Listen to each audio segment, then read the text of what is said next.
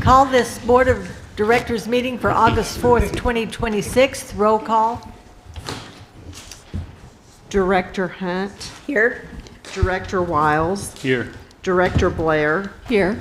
Director Rissler. Here. Director Carroll. Here. Director Burns. Here. Director Allen. Here. Thank you. Thank you. At this time, if you will still please stand with me as Director Burns leads us in prayer, and please remain standing for the Pledge of Allegiance.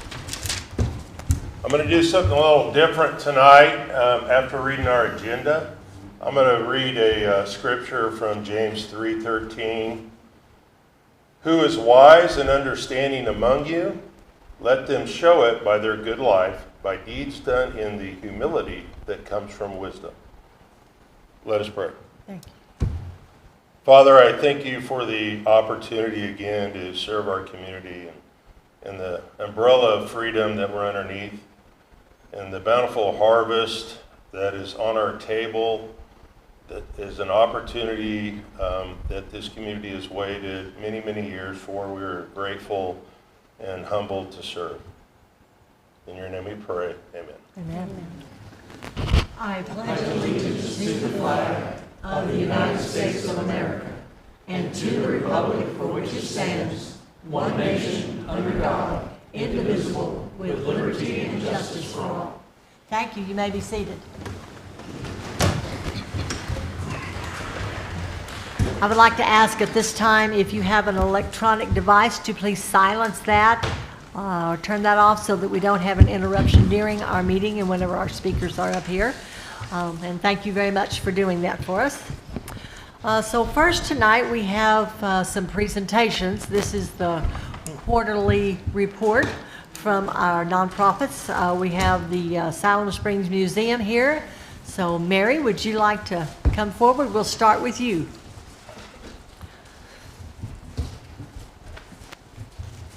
Good evening, Madam Mayor and Board of Directors and our new city administrator. Glad to have you here tonight.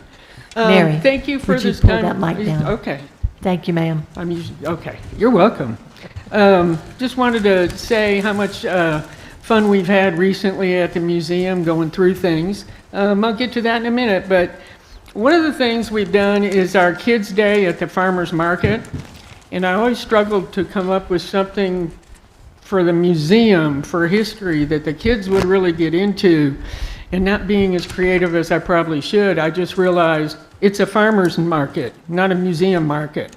So the last couple times we've had a wonderful educational thing about growing green beans and potatoes, and the kids seem to have a lot of fun at that, and we got a lot of people to stop by our booth. We recently received a gift from Dayspring. As they were moving out, we were able to gather 15 of their display cabinets that happened to be built by the Dorsey family. Oh, wow. And we're thankful for those, because what that did for us at the museum, we had plenty of wall space. We didn't have a lot of display space. So they just really have brightened up the place, and we're looking forward to using those in the future. One of the highlights we've had is Cecil Savage came on a Saturday, and we had about 35 people there to greet and visit with him. We did a little interview, kind of a conversation with Cecil, and then he stayed around, and we have an exhibit of his artwork that will be up until the end of August. And you know, Cecil, he's well known for what? Our dogwoods, our gazebos, and our fountain. But he has quite a whimsical side. He does some pretty creative and fun things. So we just ask everybody to come on and see his work in the next couple of weeks. We are also working with a historic preservation coordinator named Emily Snyder out of the Rogers Museum.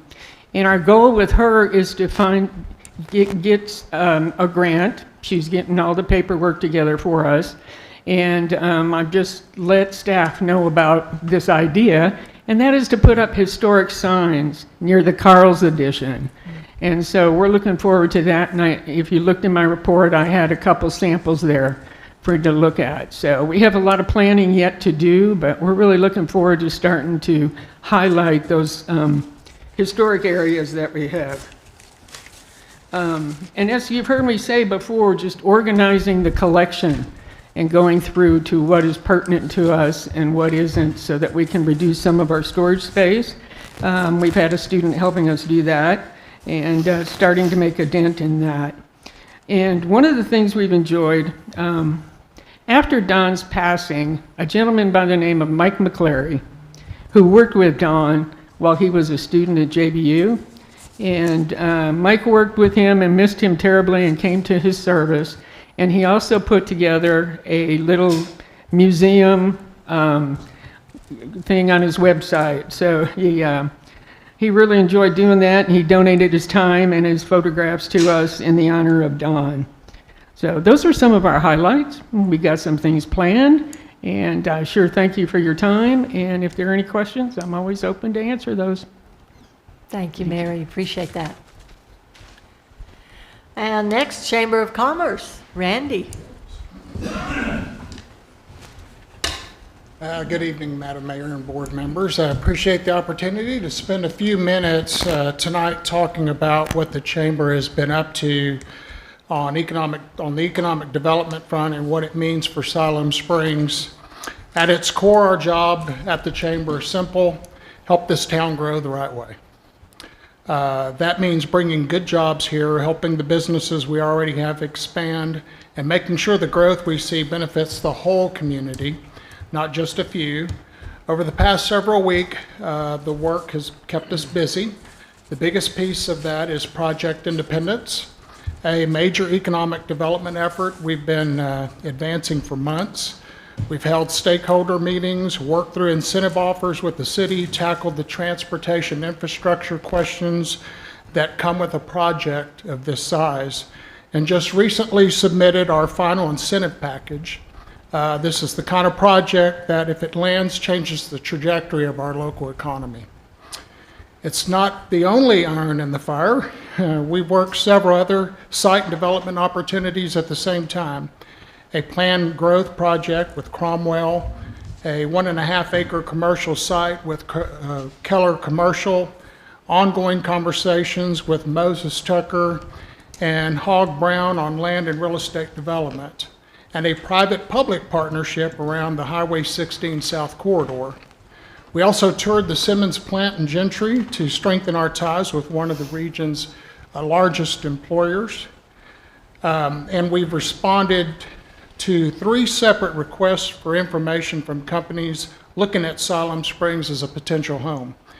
That's just been in the last 2 weeks. Each one means sitting down with the city staff and property owners to show prospective employers what we have to offer. None of that happens without a strong partnership with the city. We've been in regular contact with city staff on economic development strategy, on incentive offers, and on the ballot initiatives coming our way, 5-cent sales tax, issue 3, and so forth. Whatever we're able to bring to Siloam Springs, it's because the Chamber and the city are pulling in the same direction. We've also spent real time in Little Rock and Washington, D.C., making sure Siloam Springs has a voice at the table.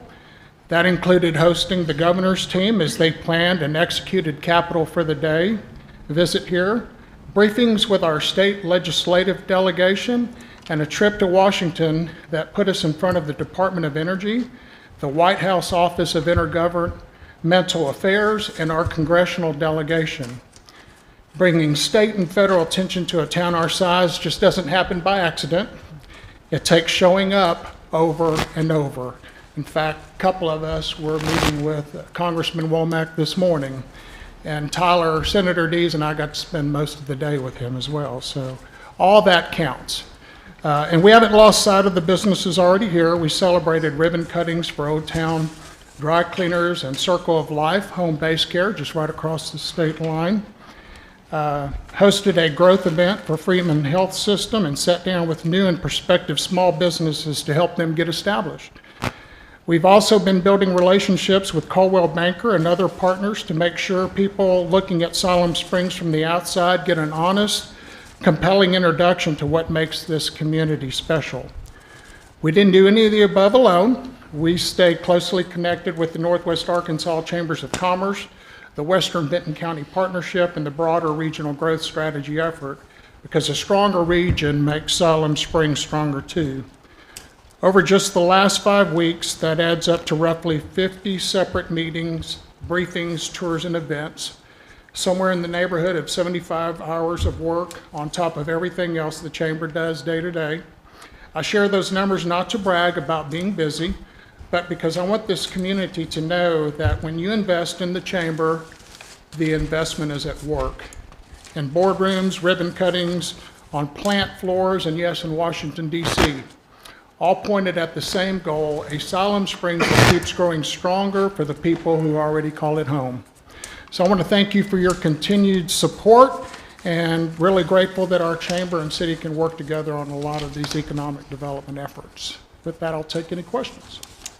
Thank you, Randy. Thank you. Directors? Thank you, Randy. We appreciate that very much. So, Miss Abby, that leaves Main Street.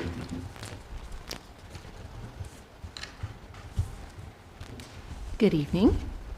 Abby Trinidad with Main Street Siloam Springs, and I just wanted to share a few highlights from our second quarter, which a month has passed since that. It's flown by, is all I'm saying. We are already past July. We executed 2 successful Fourth Friday events with the Chamber and the city staff in both May and June. We finalized our 2025 to 26 Gloria McEnroe grant cycle. We were able to award $15,000 this last cycle. $10,000 of that was fully completed with businesses that were awarded that capacity, and then 5,000 of that, we had a remaining business that had quite a bit of work that needed to be done on the roof and exterior of their building with hail damage and different things, and they needed a little bit more time, so we decided just to push that project onto this cycle in addition to what we'll be awarding for the 2026 to 27 cycle.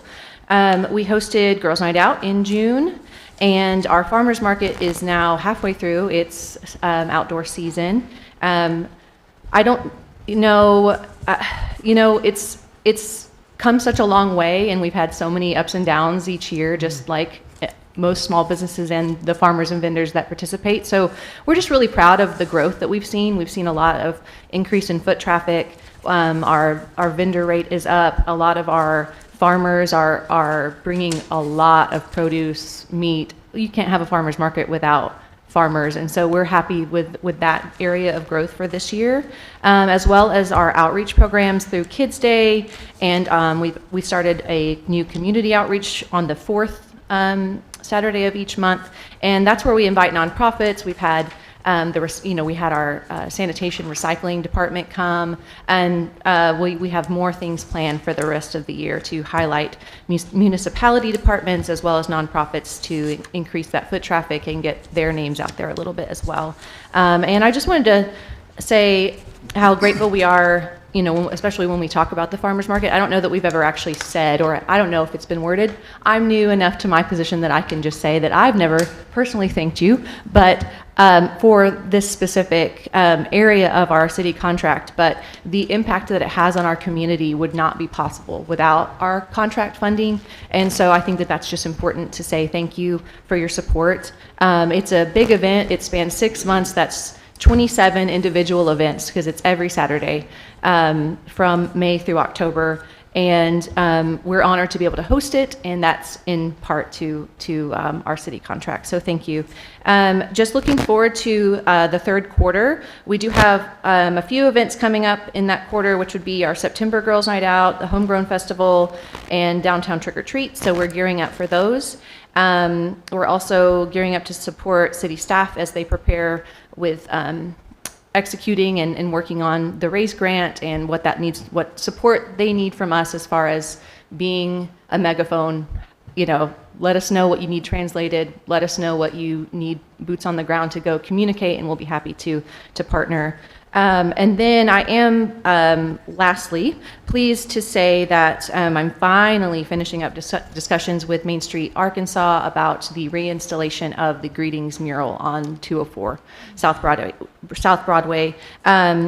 It's taken a long time to get approval because it's money that's been saved aside for years that had just been sitting there for reinstallation. It will be a vinyl graphic. It won't be painted onto the stucco, so that should help maybe with the investment, feeling like if it's something we need to replace every 3 to 5 years, we're prepared to help with that upkeep. But I'm hoping, I'm just drawing up contracts and different things that I'll be working on now. So hopefully by the late fall or by the end of the year, we'll have that mural back up. And that's what we have looking forward to next quarter. So if you guys need anything, please don't ever hesitate. Just send me an email, give us a call. We're happy to help. So thank you. Thank you, Abby. Appreciate that. Abby, Yes, Abby, I was go just ahead. going to ask you, what you were talking about 204 Broadway, that's The Hoffman Post- lot. the Yeah, the postcard? postcard mural, yes. Yeah, it won't change in look. It might it'll change look in the same. size, but it will Okay. be the same mural. It's just, it'll have to be a vinyl instead of, I know Kurt Damaris put a tremendous amount of work when he painted it, and so Yeah. I'm glad you're going to get it just the way it looked Yes. before. So Yeah. awesome, Yeah. awesome. Thank you. I wondered where we were on that. So Yeah, It's we've some had a lot of people people that- ask, and I'm always like, I mean, I can't well, when answer people until I know, visit, but they remember it. Yes. They really do. So yeah, we're I'm glad excited you- to help bring it back. I'm glad so. you're doing that. Thank Yeah, you. thank you. Thank you.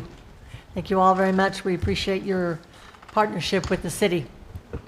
It means a lot, which I think it's good for our citizens whenever we can all work together to accomplish what we're accomplishing. So thank you all for that.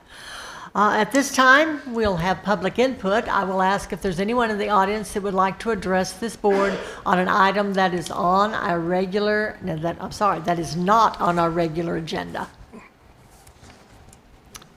There is not, is there? Oh, I'm sorry, there is. Yes, sir. Please come forward. Your name, address, and 3 minutes, sir. Mayor, Directors, I'm Jeff Farmer, 21923 Davidson Road here in Siloam.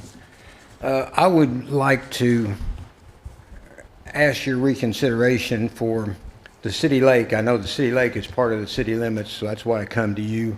The city lake has a restriction on gas motors. I would like to ask you to consider probably 5-horse gas motors would be allowed on the city lake, just because trolling motors and 12-volt batteries, you can't always fish the whole lake. I'd ask you if you would consider that. Thank you. Thank you, Jeff. Appreciate that. Anyone else? Yes, sir.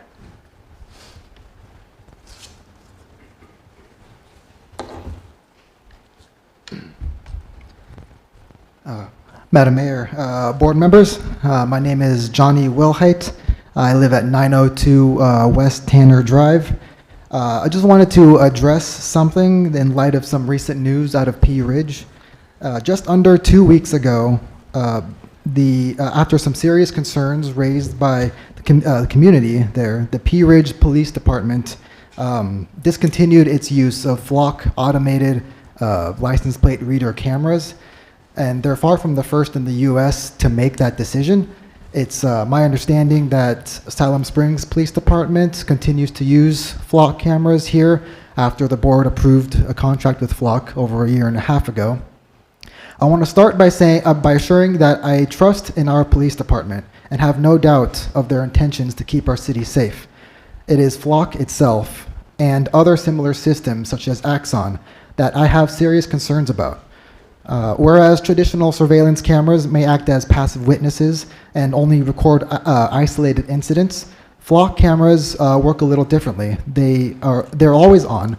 They track every car they see and catalog not just license plates, but also things like make, model, things like bumper stickers and scratches. All that info gets uploaded into a nationwide database that can be used to create comprehensive records of day-to-day activity of regular folks without our knowledge or consent. I understand the importance of keeping crime at bay and how technology can help with that. Law enforcement is a difficult job, and I support giving our officers all the tools they need to keep us safe. But good things almost always come with a cost. We have to ask ourselves if the marginal benefit of these cameras outweighs the cost of allowing a private company to own and share personal data of thousands of law-abiding citizens without our consent and with no real accountability. And Flock has already broken the trust of cities across the nation. In Mountain View, California, Flock turned on nationwide sharing of resident data without permission of the local police department. And in Cambridge, Massachusetts, Flock installed 2 ALPR cameras without the authorization of the city council after they had unanimously voted to deactivate all of their cameras. There are several other instances of Flock breaching the trust of the public and misusing the wealth of information it has on us, and I'd be happy to follow up with the mayor, the board, anyone else here to discuss this further. I believe Pea Ridge has set a good example for us here in the region, and I hope the board will take this matter seriously and strongly reconsider our contract with Flock. Thank you. Thank you. Appreciate that.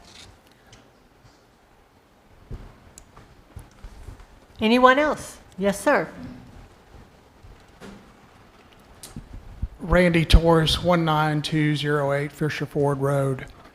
The Flock camera has been in discussion right now with colleagues of mine in Little Rock, and understand his concerns, and they are very legitimate. But I just wanted to let the city know that I'm actually drafting a bill right now that will put constitutional guardrails around the use of this data. Right now, our statutory law is outdated, so it needs to be updated, and we are working on that just to make sure that we're not giving up privacy rights, but we're also not giving up tools that our law enforcement officers need in order to locate a missing child, a kidnapped child. I actually witnessed this about a week and a half ago at Jiffy Trip. There was a child that I believe was endangered, and anyway, it's the camera that helped get that little girl out of that car and into a police car and in safety. So again, we don't need to decide whether it's one or the other. To me, it's both, and so I'm working on a bill right now to help with that. Thank you, Randy. Appreciate that. Madam Mayor, Yes, David. I'd like to address this as well. I have also been reading more, watching more educational videos about what we voted on and approved, which I truly did not understand what it was when it was presented over a year ago. And what I understand is that it is often, at least the majority of the time, not the local jurisdiction or the police who have any overuse of the data. It is the actual company that owns it themselves can sell this data or use it beyond what they're supposed to. So I greatly appreciate Representative Torres looking at this to expand the legal boundaries, at least within our state, for what can and cannot be done. It was Benjamin Franklin, I think, who said, if you give up your freedom in the name of security, you will usually end up with neither.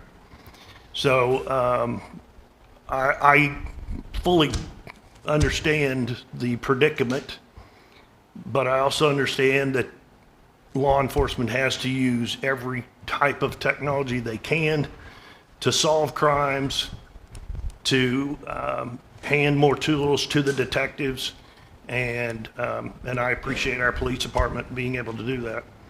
But we do have to look at all sides of it. So thank you for it being brought to our attention. I appreciate it. Thank you, David. Is there anyone else? Hi, Mark Hayat, 751 Arkansas Highway 16 East, Apartment R7. I want to piggyback off what Mary said about Carl's Addition. That is one of several historic sites in Siloam Springs that do not have markers. We've got several that do, but we have quite a few more that don't. The one that stands out to me the most is City Park, where they're working on the new gazebo. That is on the register, but you wouldn't know it because there's not a marker there. So it might be something the city might want to look at. That's it. Thank you, Mark. Anyone else? If not, is there anyone that would like to address the board on an item that is on our consent agenda, which pretty much consists of meeting minutes and financial report? There is not, so with that, we will move to the consent agenda. Item D, regular meeting minutes, July 21st, 2026. Item E, June financial report. Directors, is there anything that you would like to have removed for separate consideration? If not, do I have a motion to approve the consent agenda as presented? Madam Mayor? Yes. Oh, never mind. My So moved. apologies. Second. We have a motion and a second. Roll call. Wiles? Yes. Blair? Yes. Rissler? Yes. Carroll? Yes. Burns? Yes? Allen? Yes. Hunt? Yes. Thank you. Thank you. With that, we will look at our staff reports. This is the administrator's report, just for the record, from July 21st, 2026. Directors, is there any comments that you would like to make or any questions for the administrator on that report? If there is not, then we will move forward to our contracts and approvals. Contract, Parks and Recreation, Twin Springs Sager Creek Improvements, Haren Construction, $1,592,000. Travis?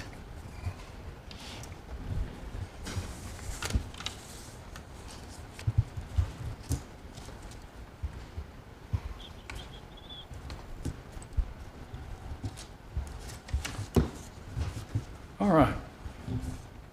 Good evening, Mayor, Board of Directors, Travis Cheney, Parks and Recreation Manager. We thankfully had an opportunity to cover some of this in our agenda, so I won't try to belabor too many points, but we do have before you two contracts for approval tonight related to construction on historic Twin Springs and other Sager Creek improvements. Y'all will recall that this project is funded in part by an almost $700,000 Walton Family Foundation Home Region grant.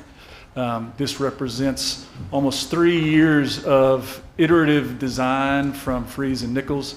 I will say, if you have any technical questions about the project that I can't answer, we do have Colin Young from Freese and Nichols here tonight, who's the engineer of record on this project and is an expert in all things water and dam construction. But our first contract will be, for your consideration, will be with Haren Construction for actual construction of the improvements on Sager Creek. There are 3 of them that are part of this scope of work. One is the restoration of historic Twin Springs. You'll see in front of you there the artist's rendering, the landscape architect's rendering of the landing at the base of the Twin Springs. This has been a project that's been a community priority for approaching 25 years now. And we have thankfully been able to get a generous grant from Walton Family Foundation to aid with construction. The second part of this project will be the area marked out in blue on the map here, which is stabilizing a bluff overhang along Sager Creek. This was identified as the highest priority project by a firm that was hired by the city in 2021 to assess all the structural components along Sager Creek. Stabilizing this bluff will prevent the future possibility of this bluff ever collapsing, and with it the houses that are on top of it and Mount Olive, our main north-south thoroughfare through town. And then the third part of this project, which is a smaller part, is replacing the sluice gates on the historic dam and performing some repairs to the concrete cap on top of the historic dam. As I mentioned, and Dennis Kendi will well know, the dam is getting harder and harder to close every time we have to close the gates. It's Dennis Kendi and his guys that do it. This will remedy that problem. Again, here are some of the things that the community will probably connect with the most. This is our historic Twin Springs. Most of our most beloved and instantly recognizable photos of historic Siloam are of people gathering here.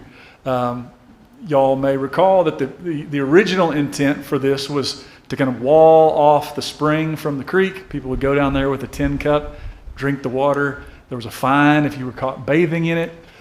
We are no longer trying to drink the water, but what the community has consistently expressed is a desire to have some sort of interaction with Sager Creek, which we haven't been able to have in this part of town for quite a while. So this design helps get residents back down towards Sager Creek.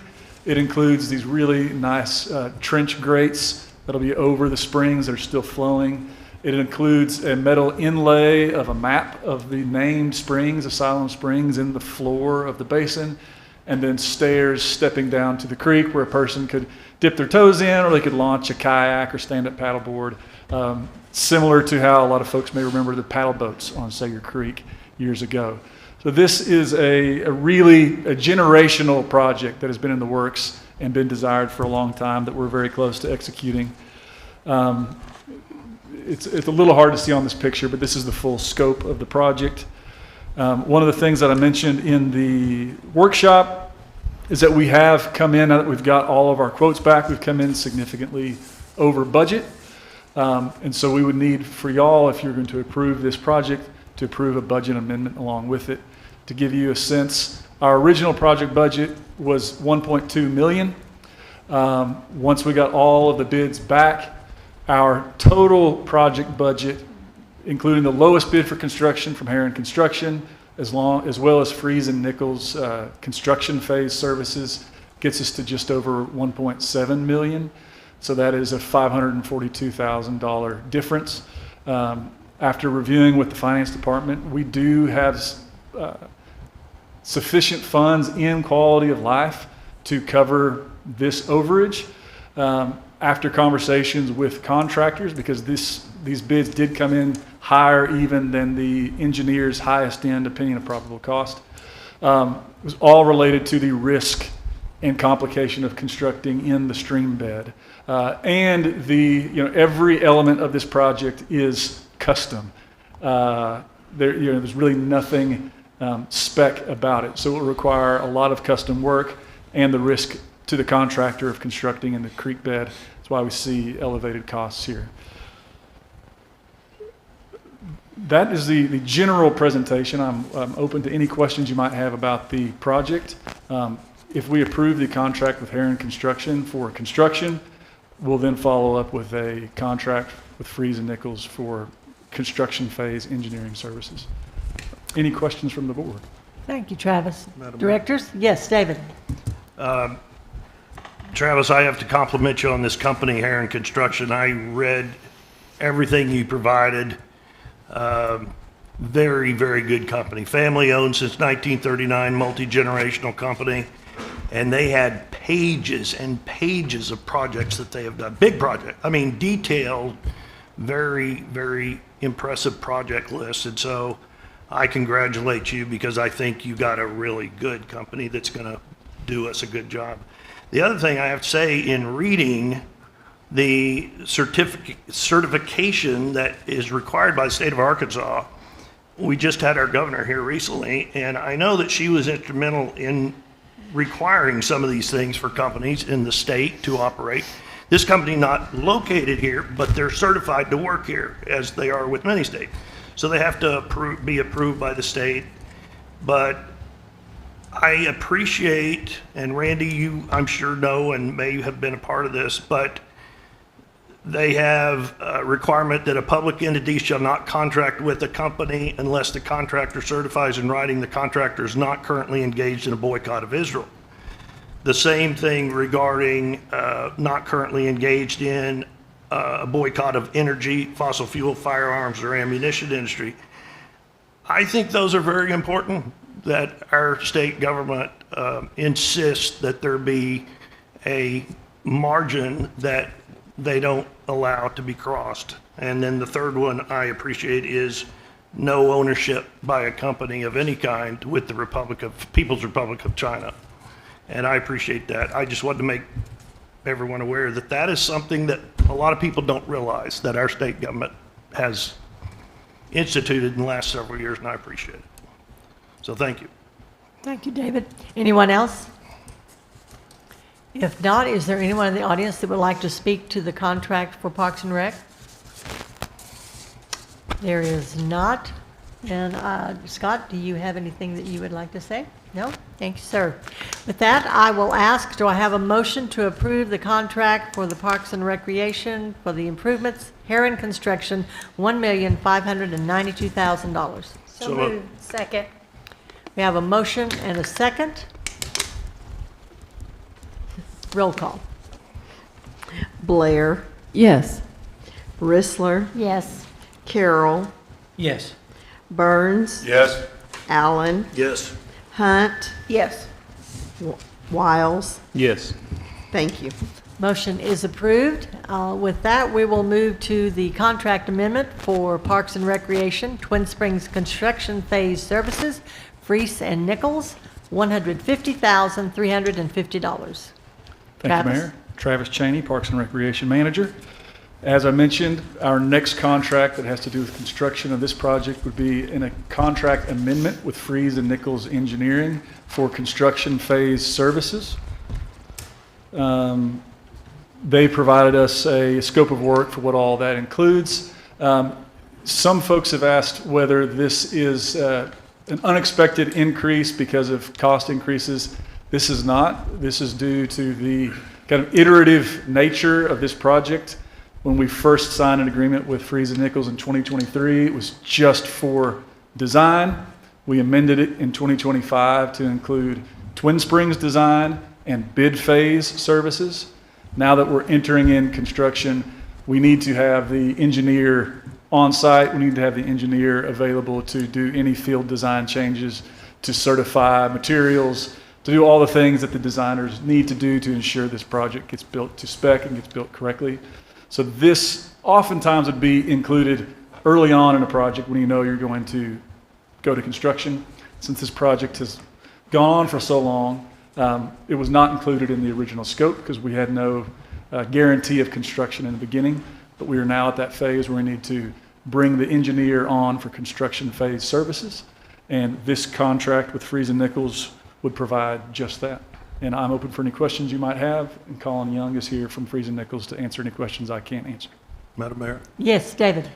So Travis, this amendment to their contract is not because the price of the project was higher than we expected. This is because they're actually doing more work. Correct, correct. That's So what I thought you said. I just wanted all to- the elements of the contract remain the same. This is adding new scope to their existing contract.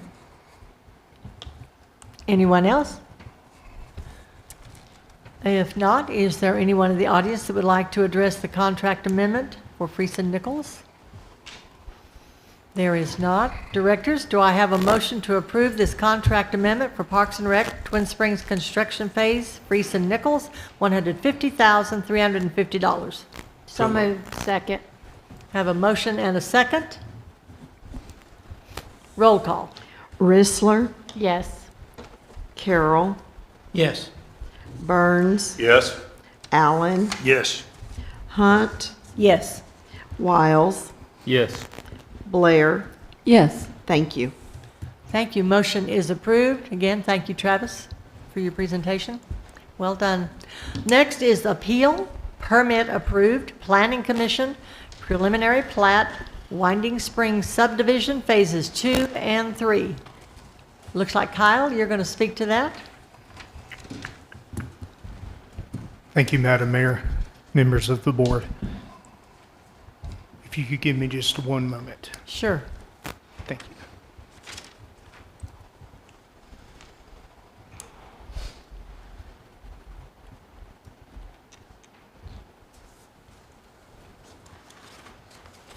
Okay. If I get too quiet, please let me know.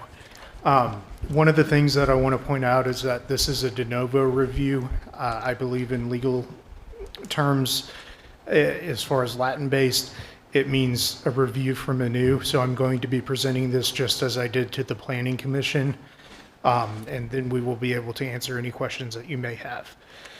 So this is for the Winding Springs development, and it's a proposal for phases 2 and 3 for their preliminary plat. It originates from what we now refer to as a planned development legacy, which is a type of zoning district which we no longer have as an active one, but we still, if we have an active project going on, evaluated under that unless they make an amendment or rezone. That said, the applicant wishes to establish a preliminary plat for phases 2 and 3 of the subdivision consisting of a total of the final 115 lots on 40.52 acres. One thing that we want to point out is that, again, this is a planned development that's already been approved in concept through ordinance, and phase 1's preliminary plat as well has been approved, and it's currently being constructed. To give a little background, the property was initially zoned R2, which is single family, and subsequently it was rezoned to a planned development under ordinance 25-07 on March 18th of 2025. Included with the approval of the ordinance was a future land use map amendment to Neighborhoods 2, which is appropriate for single family development under the 2040 comprehensive plan. Engineering reviewed the plans and found the drainage study was adequate to anticipate the anticipated stormwater runoff for the entire project.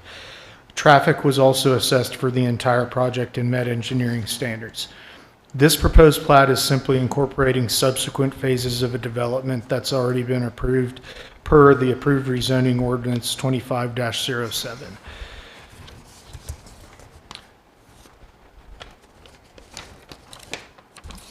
In terms of on the civil side,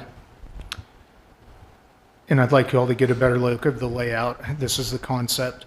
In terms of on the civil side, utility demands were reviewed and the city's current utility infrastructure can accommodate the proposal.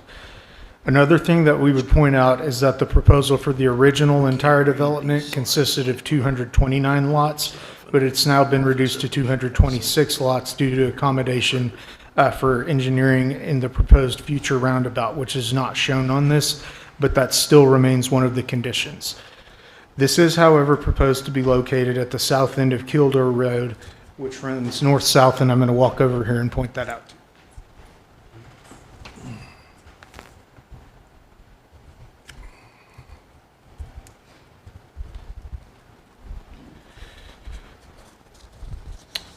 Again, we will reiterate, because I think traffic is probably the biggest concern that everybody has, that this was assessed and it was confirmed with the city engineer during this review process that this has already met engineering standards, and it still did.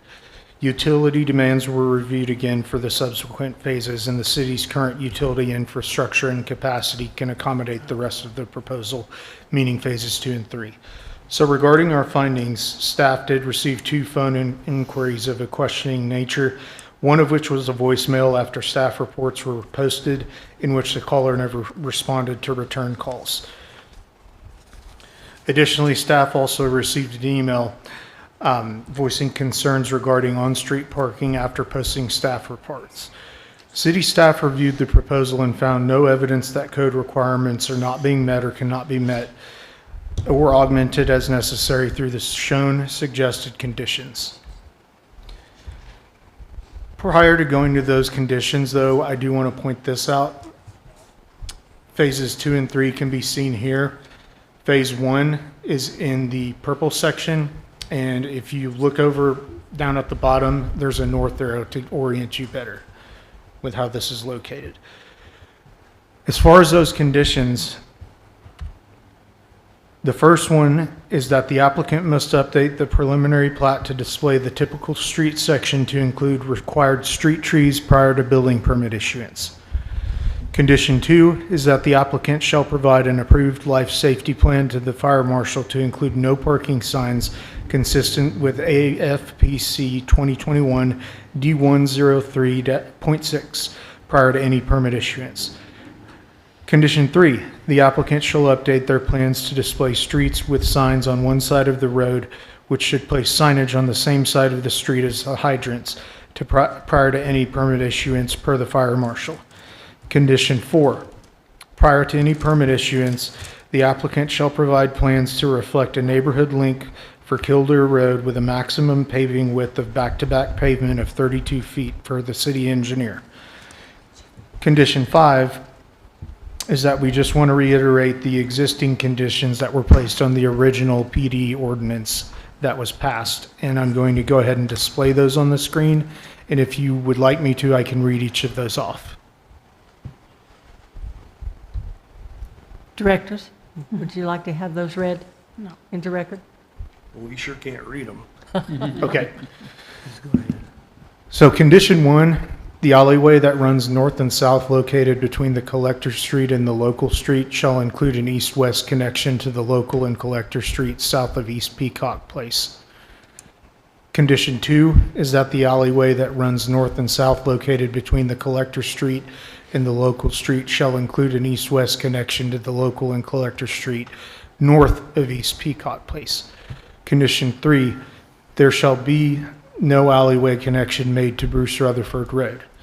Condition 4, there shall be a dedication of a 15-foot wide trail easement along all public walking trails within the development.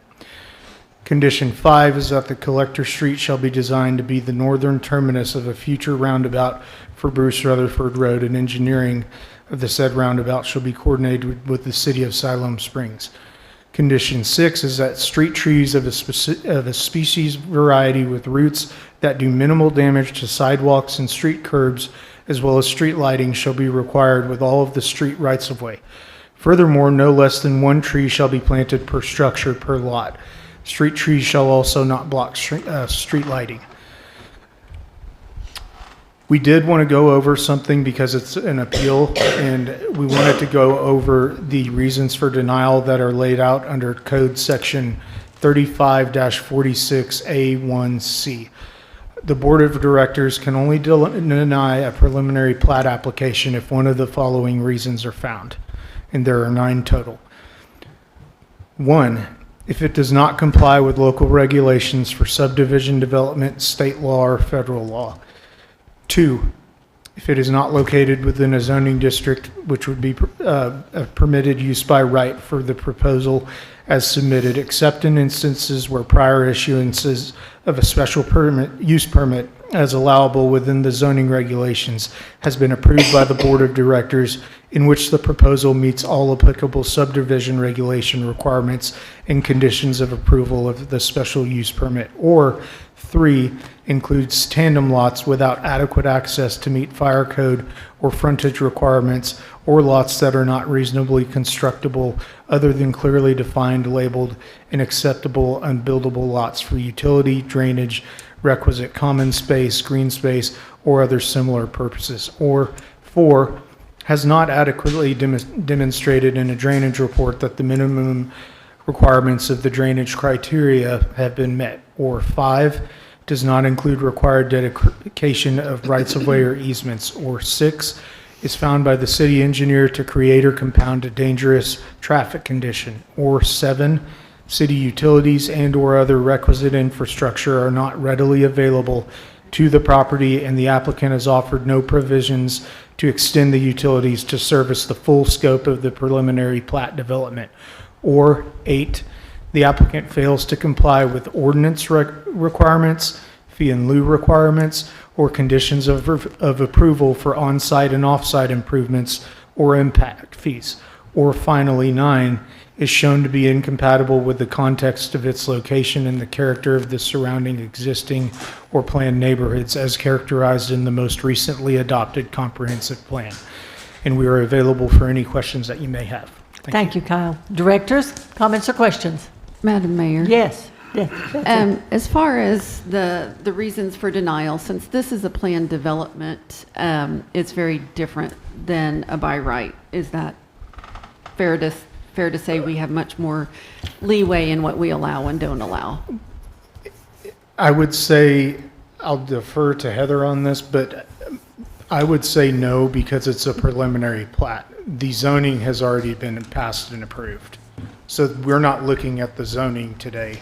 What we're looking at is, did they stick to the concept? And that's what the staff report was evaluating and analyzing. And one of the things that we had to do was evaluate and analyze it on the zoning planning side under the old code, because that's how it was adopted. Now, as far as the engineering, it depends on when they submit the preliminary plats, because timelines as far as when those are approved and then can expire can be up to 12 months. So there can be some change if something similar to what happens with us happened when we adopted our new Unified Development Code. Am I answering that? I have absolutely no idea. Well, I will proceed and you can tell me if this fits or not fits, because one of the issues that we had before that it was withdrawn for was that it should be a collector street and it should be wide as a collector street. So I feel like number 4 should not be included and that it should be the full width of a collector street. I know like there are a lot of other developments that are starting to go in out there, and like on Keck Road, it's going to be required to be 38 feet. I think this one should absolutely be required to be 38 feet. It's also because we all know it's going to be one of the few through streets. It's going to go from 412 to Kenwood, and will be a continuation of 59. So I'm not at all comfortable with reducing the width. I also, and I mentioned this before, with this being such a through street, on the east side, they have the back alleyway for the driveways, but on the west side, they have all of these driveways emptying out onto the street, which I think is a safety concern. And I know someone who worked in, I think it was Springdale, had a similar situation, and there were so many rear end accidents from people backing out into the street that they had to go back and make it 5 lanes. But in this case, there's not going to be enough room to be 5 lanes. So I'm not sure why, because there's that extra 20-foot alleyway, why they can't just make it a rear entry on also the west side of the houses. And I know I watched the Planning Commission meeting, and the parking lot was taken away from the park, and that's a bit of a concern. And I wondered, I know they said because of the floodplain that it couldn't go where it originally was going to go, but I didn't know if there was a way to add that back in, because I know that was, I think it was Director Wiles had requested that in that original workshop that we had regarding that. So, oh, and then one more thing. So the roundabout, will they be required to put that in, or is that something they might end up giving the city money and the city would have to pay for the rest of it, or how would that work? Typically, those are all questions that I would need to defer to our city engineer on first. Okay, thank you. Thank you, Director Blair. So Brent, you have some answers for us? Madam Mayor, Directors, Brent O'Neill, City Engineer. The roundabout was to be removed. With the traffic generation of the school district property that was planned, and it went away. They relocated to alternate location, so they are not planning on constructing anything on that property, and I think they did put it on the market to sell, so Mr. Rigby may have better information on that. That's their intention, but I don't know if it's gone on Yeah, we yet. don't know where it's at on that process yet. So the intent was the roundabout was to be removed, which reduced the necessity for a collector. You have higher speeds with the collector, so when you go to a local street, you get a lower posted speed limit, and lower speed, you get a more safe environment.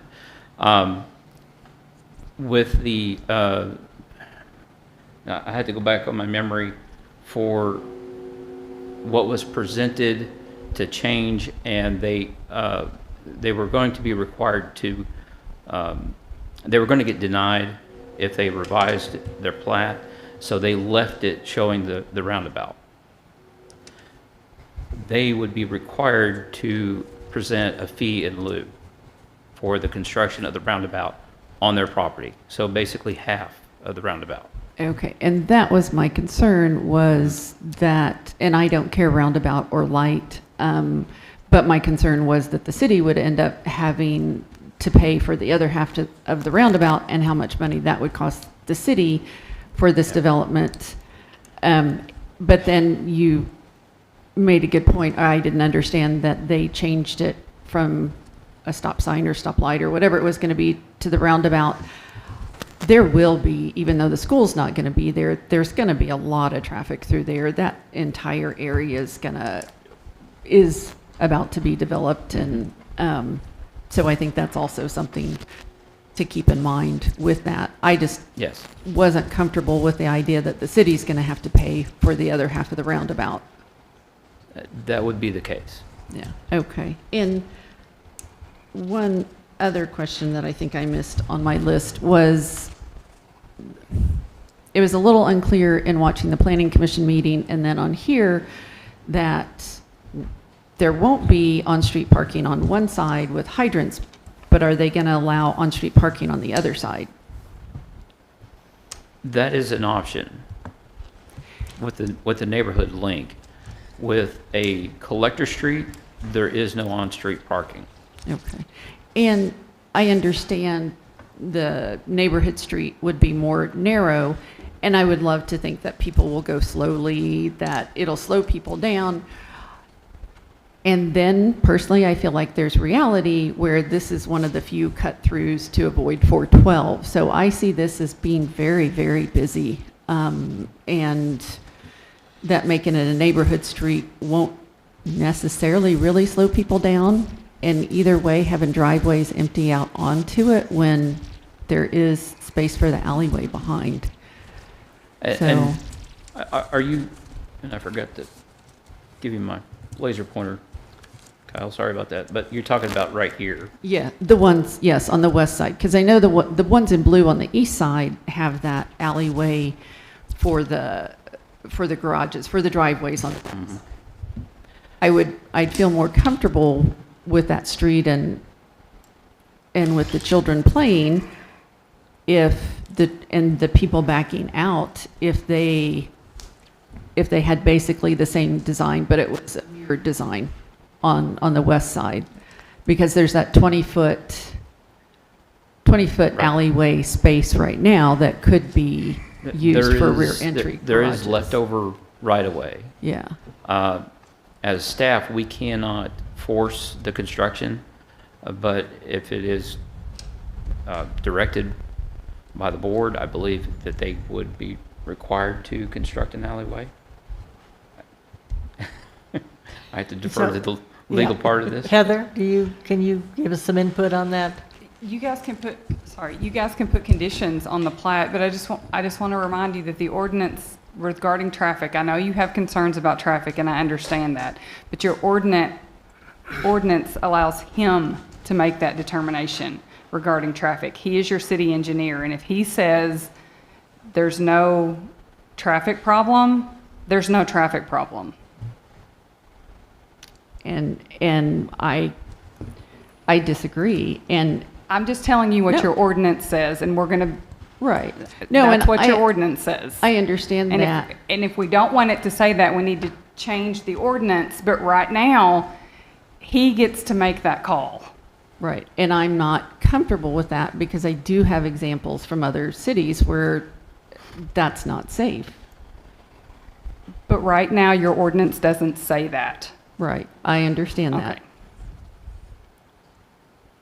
Another point of clarity, there is parking adjacent to the deed restricted wetlands, but that is the number of spaces that they're able to get because the rest of the property is deed restricted. So it's like 8 or 9 spaces, and yeah, it's angled parking, so they would back out into the road. Okay. Yeah, I did see that was required, which is too bad there's not another space for that, just to make it safer. Madam Mayor. Betsy, is that all? Yeah. David? Thank you, Madam Mayor. We have not received the 9 reasons that were listed from our city attorney the way the last appeal was provided to us. and I was one of the ones who asked for the appeal. So are we not supposed to go through the same process, Heather, of having a reason for the appeal? And if it's approved, it goes back to planning? No, so this is it's mine, I was not We've part had of the no planning. explanation on this board packet of this appeal at all. There's nothing in here, so that's why I'm asking. I mean, all of the planning commission reports are in the board packet. But there's nothing regarding what we're Because doing they to appeal.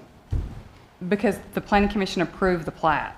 So there are no denials from below. You guys are hearing it again new. The 9 criteria are listed in your ordinance.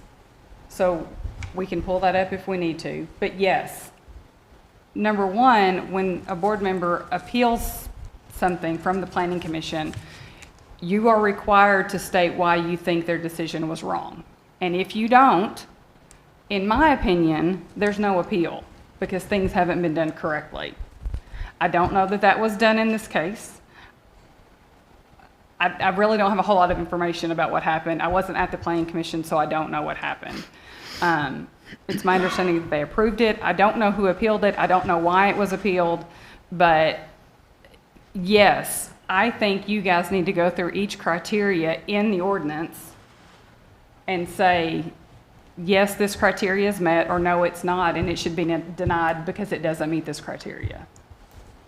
Well, the fact that we have not been provided what is in the ordinance in our board packet, we have no earthly idea what they are, except by memory from the last one, or what Frank just said. No, I'm sorry. Kyle. I get you guys' names mixed up, I'm sorry. But my concern, I believe, from what Kyle said, was number 5, because I understand what you're saying the ordinance says, but when the project's fine and the engineer signed off and everybody's fine with it, why does our engineer reduce the size of the street? With one reason being, well, the school's not gonna be built there anymore. There's gonna be something built, and so there's no reason to reduce what is going to be a main thoroughfare. It is not just a simple city street. It is one taking traffic from 412 all the way through this neighborhood. There doesn't need to be street parking on that street, and it does not need to be narrowed, which is what has happened. So I have a problem in that respect. I'm not sure what it's classified as now. I know the ordinance allows the city administrator to adjust a street classification within one classification, correct? So if it needed to go one way or the other, that could be done administratively without changing the master street plan. Well, my problem is the narrowing of the street, I think, is unsafe. And then I understood that there was a place that they could have put the additional off-street parking into a lot near that water feature. And that's not what we want. We have told them we want individual parking places, and I just disagree. I just disagree, and I don't think that is wise for city staff to decide on their own to narrow a major thoroughfare street simply because the plan, the reason that it was going to be widened has gone away.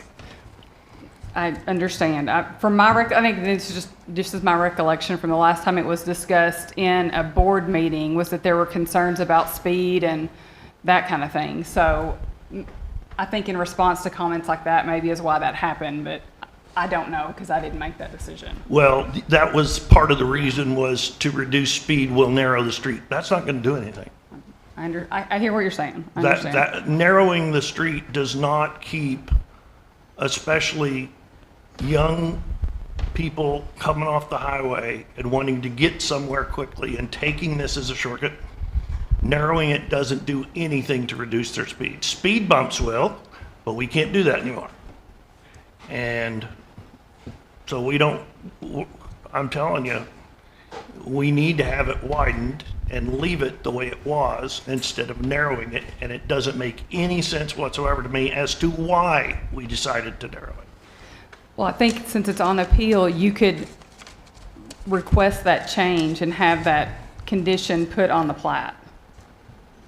Because, right, since it's been appealed before you guys, it's as if the other decision has not been made. You guys get to decide it all over again from brand new. So if you want to add conditions to the application, you can do that.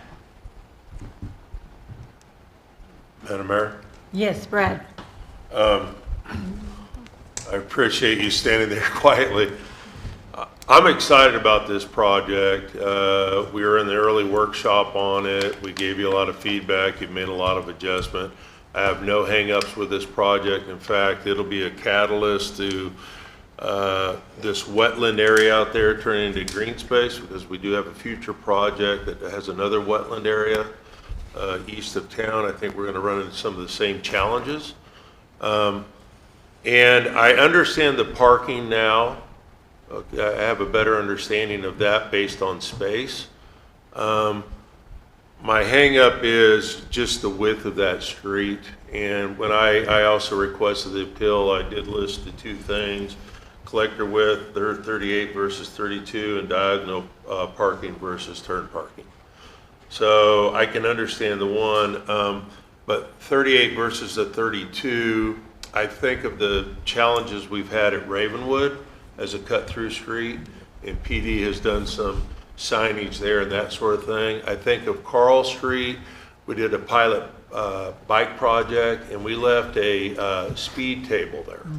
And that was the only element of that project, and trust me, there were many, but that one works. And so I just wonder, in lieu of the roundabout, and I'm a big roundabout guy, right?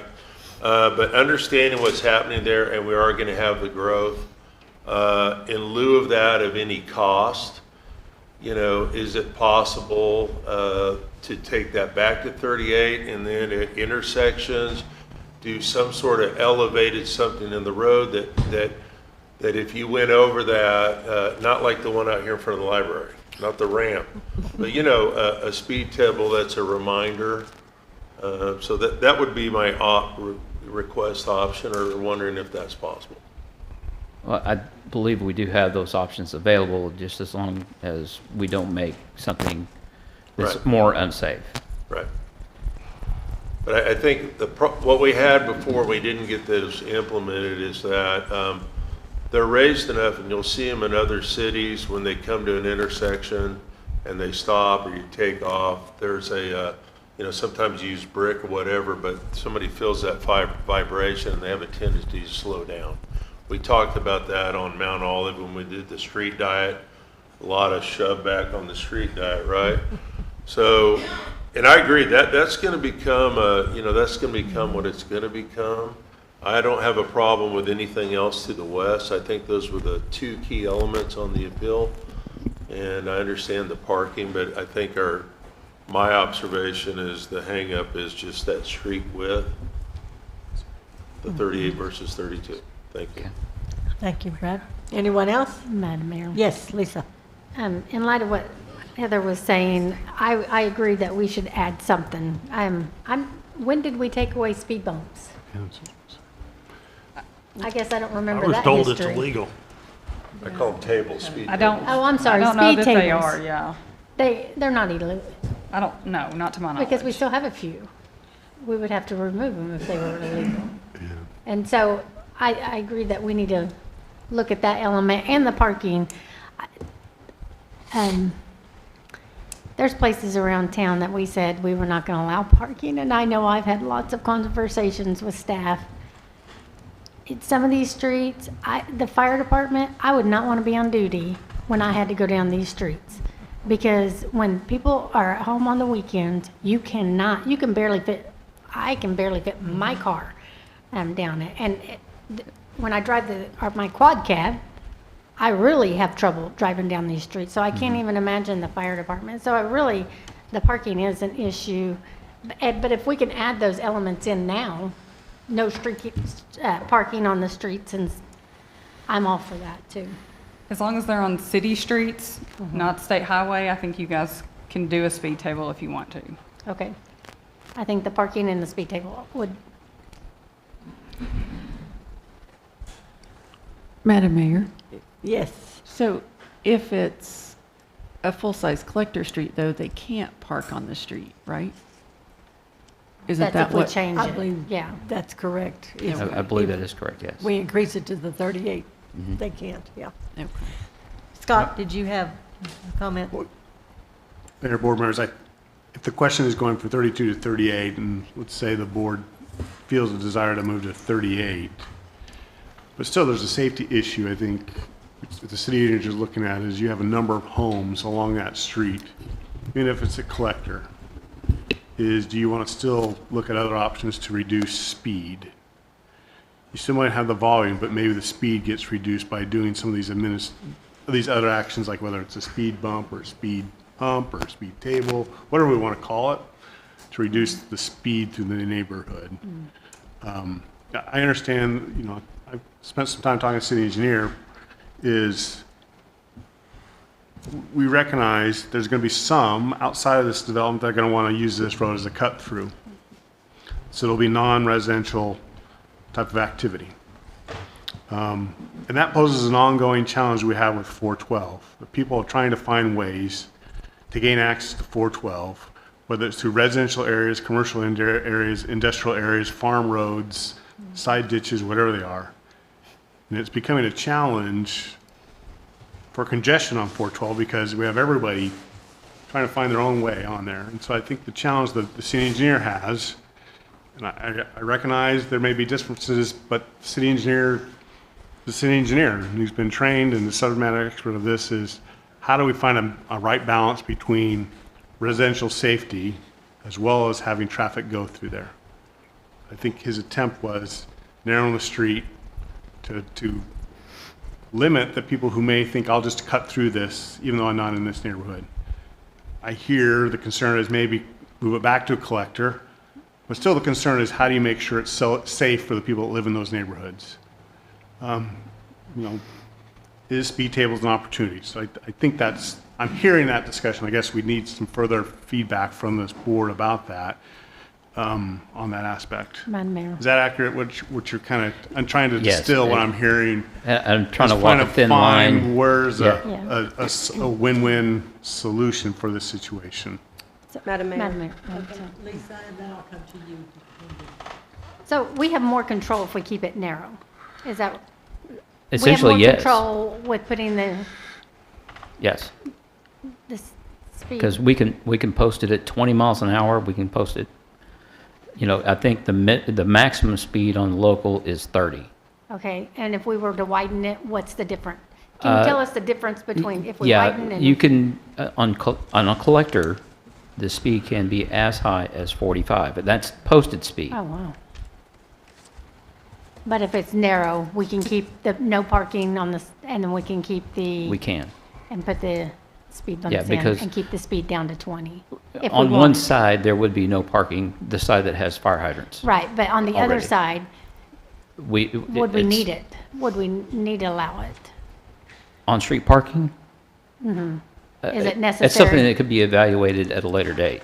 Okay. We don't have to Well- stipulate that now. And I don't mean this to be negative or mean or in any way, but there's so many streets that we have not fixed that problem on. Yes, ma'am. And I know it wasn't your problem. You wasn't even here. And so, but there are so many streets that we haven't fixed I that have to, problem on. it is my problem, yes. Yeah. So, okay. So Mindy? Well, that was my question, but about the speed limits on collector versus the narrower streets. But you say, you kind of gave a range, and so you said it could be as high as 45, but could it be lower? It can be.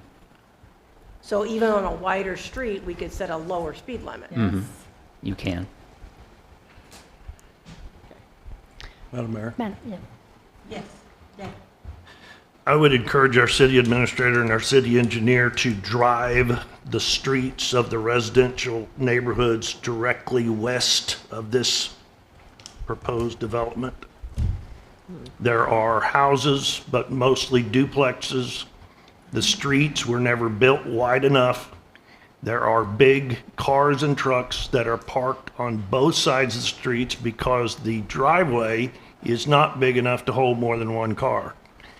So you have people have to take those streets as a one-lane road.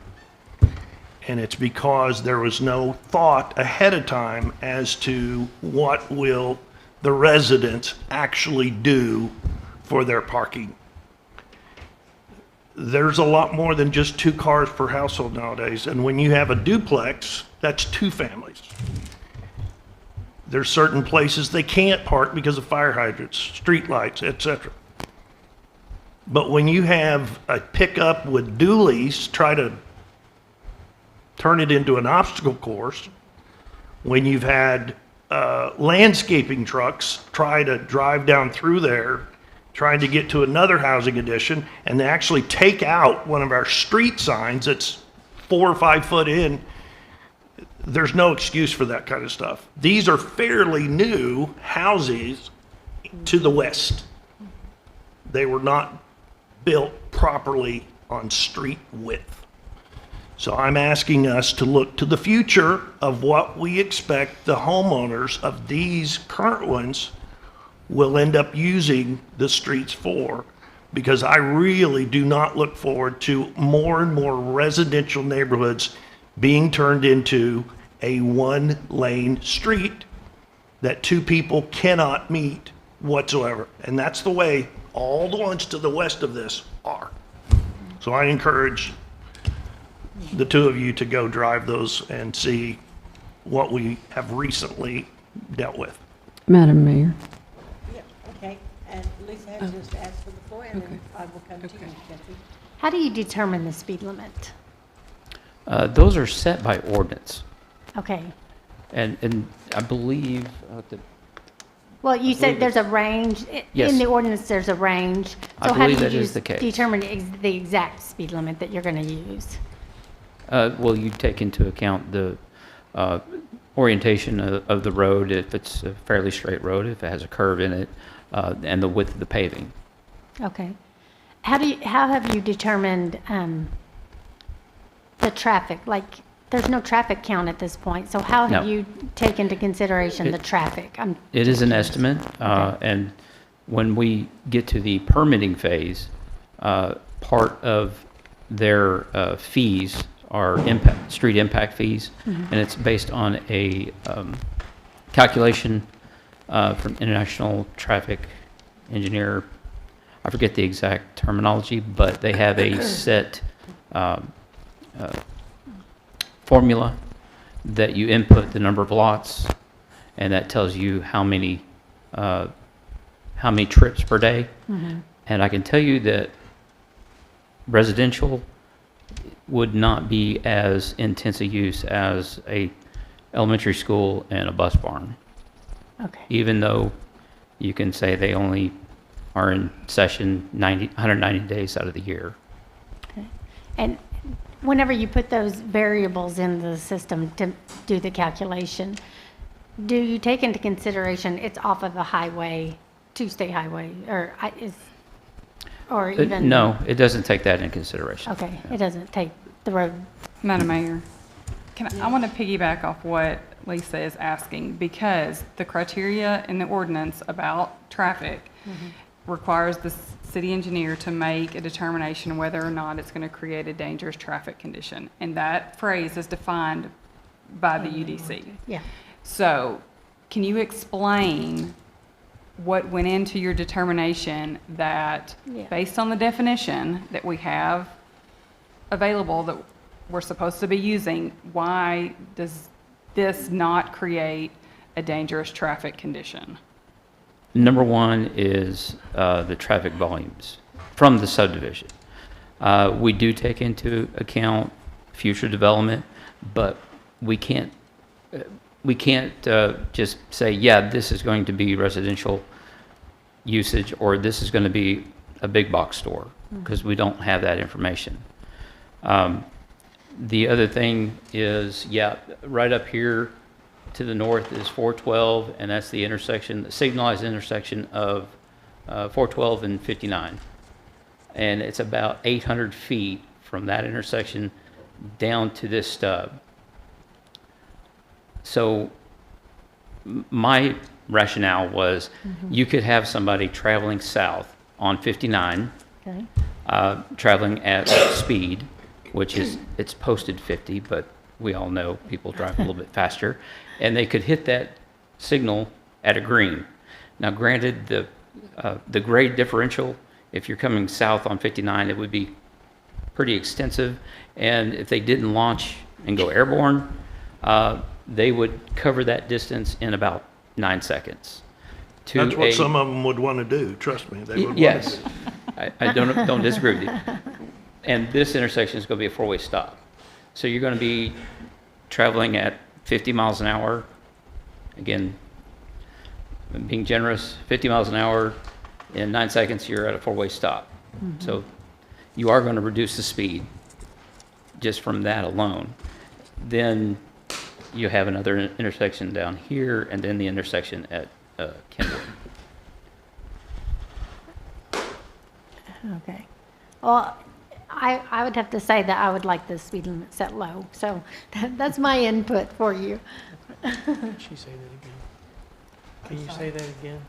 That I would like the. Whatever you said, I couldn't didn't hear get you it. either, Lisa. Was it too soon? Lower speed. Was it the speed limit set low? Okay. Yeah, as low as possible, Madam Mayor. whenever you determine that. Oh, Betsy, okay. that's for you, and then I'll come to you, David.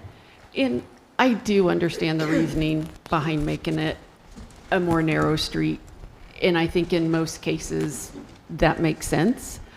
I think around here, like I said, with all the cut-throughs and the fact that when we were talking about the secret road, whatever you want to call it, the secret road that people clear over from Foxtail, we're cutting through that other neighborhood so then they could go out on the secret road. I think it speaks to how people use, people want to avoid 412.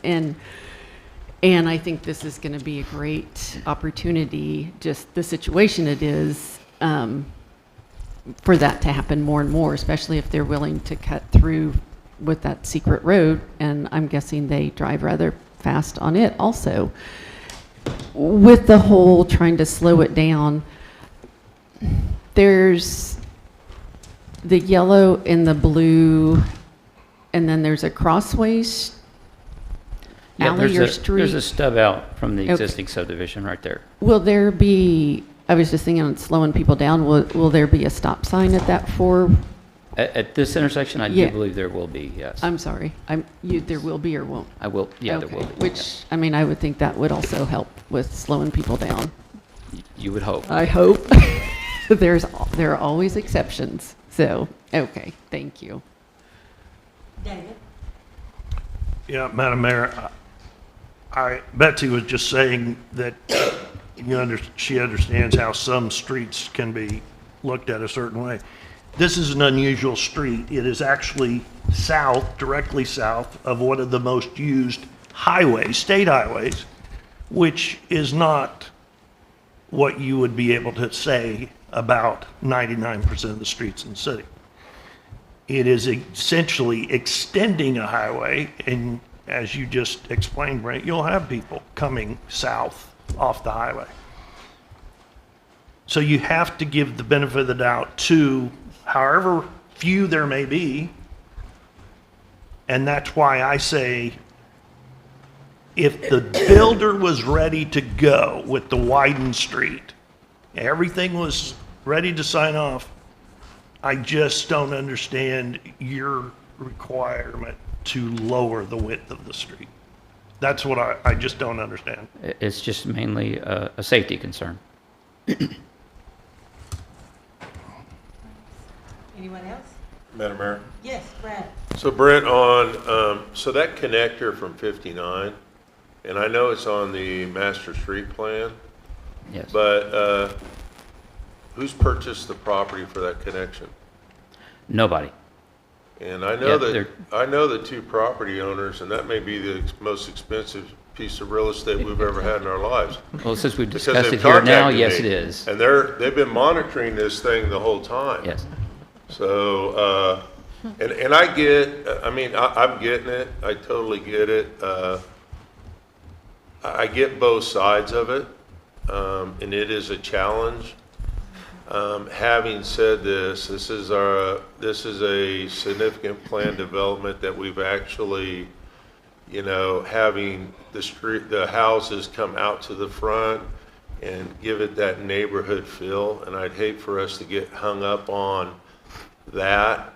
If narrowing that street, either width on that, I still feel like that particular street, Kildare, needs some elements. As an example, when I looked at that, we have the intersections, and it's something obviously down the road, but whenever you have an alley come into one of those streets, then that would be a great area to put some sort of a speed table between the alleys, because then you had a stop and then they can't gain speed again, and then you'll have traffic coming in on that. So those elements can be implemented in the next phase. Is that correct? That is a possibility, yes. Okay. And then I'm really curious to see what the developer has to say. He's been very patient, and he probably needs a new piece of gum at this point, but I'm curious about his input. Thank you. Thank you. So if we don't have any other questions right now for Brent, I am going to allow the developer to come to the podium. Thank you for your patience. No problem. Thank you, Mayor. Thank you, Yes. directors. Have our engineer with us as well to answer technical questions. Honestly, I think to a couple of points, I wasn't sure why we were appealed either and why we were here. So now that I've heard a lot of the conversation, I think I understand why, but I'm hearing, I think, some conflicting information. We want the street to be safe, so let's make it wider. I think you're saying let's make it easier for people to drive fast and a poor environment for the residents that will live here, is what I'm hearing. A wider street induces faster driving. It just does. It does. That's why we don't speed through downtowns, because of the narrow streets, people and objects around that draw our attention. So I think 32, 38, it's only 2 lanes of traffic. They're both massively wide. Either street section, people are going to drive 40 miles an hour through here, unless we do some sort of raised crosswalks, intersections, trail crossings, something like that, along with 4-way stop conditions. Either one of these street sections, it's going to be a speeding problem, I guarantee it. And when at some point, when somebody acquires right-of-way at one of the most expensive intersections in Siloam Springs and builds the connection through here, you're just going to have transient cars speeding as fast as they possibly can through this neighborhood. If you lived in this neighborhood, how would you want this street to be designed? To be extremely efficient for a driver or safe for the people that live there? And that would be a narrower street, not a wider street. It would have raised intersections, raised crosswalks, speed tables, whatever you want to call them, to slow down speed, because we should be deferring to the safety of the residents that will live here, not to people passing back and forth from one side of 412 down to Kenwood. So again, on-street parking is not dangerous. Again, it's another traffic calming measure. When you have to watch out for objects, for kids crossing in between cars into the street, it draws your attention and you slow down if you're responsible. There's tons of non-responsible drivers, and it doesn't matter what we do, they're going to continue to drive poorly. We can't control everyone. The other thing, and I've forgotten now, but On-street parking. yeah, on-street parking will help reduce speeds and will be a benefit to the people that live here. Again, you've got either a 32-foot street section, which I believe, Brent, is 2 16-foot driving lanes. That's correct. And if you have a 38-foot street section, what's the driving lane scenario there? A little bit narrower center turn. So it's 2 drive lanes. So imagine you have 32-foot wide street or a 38-foot wide street. You still only have 1 northbound lane and 1 southbound lane. They can't carry more traffic. It's just more room for them to drive faster, and then a continuous left turn lane for a collector street. Are you saying there won't be on-street parking at all? No, I think what I heard was a collector doesn't allow on-street parking. I think the other street section does allow on-street parking. But my point in the 2 street sections is it's the same number of lanes. It's not if you allow 2 on-street parking. It's 1 lane. Well, no, it's two driving lanes, right? It's a 32-foot wide That's street. not how it turns out.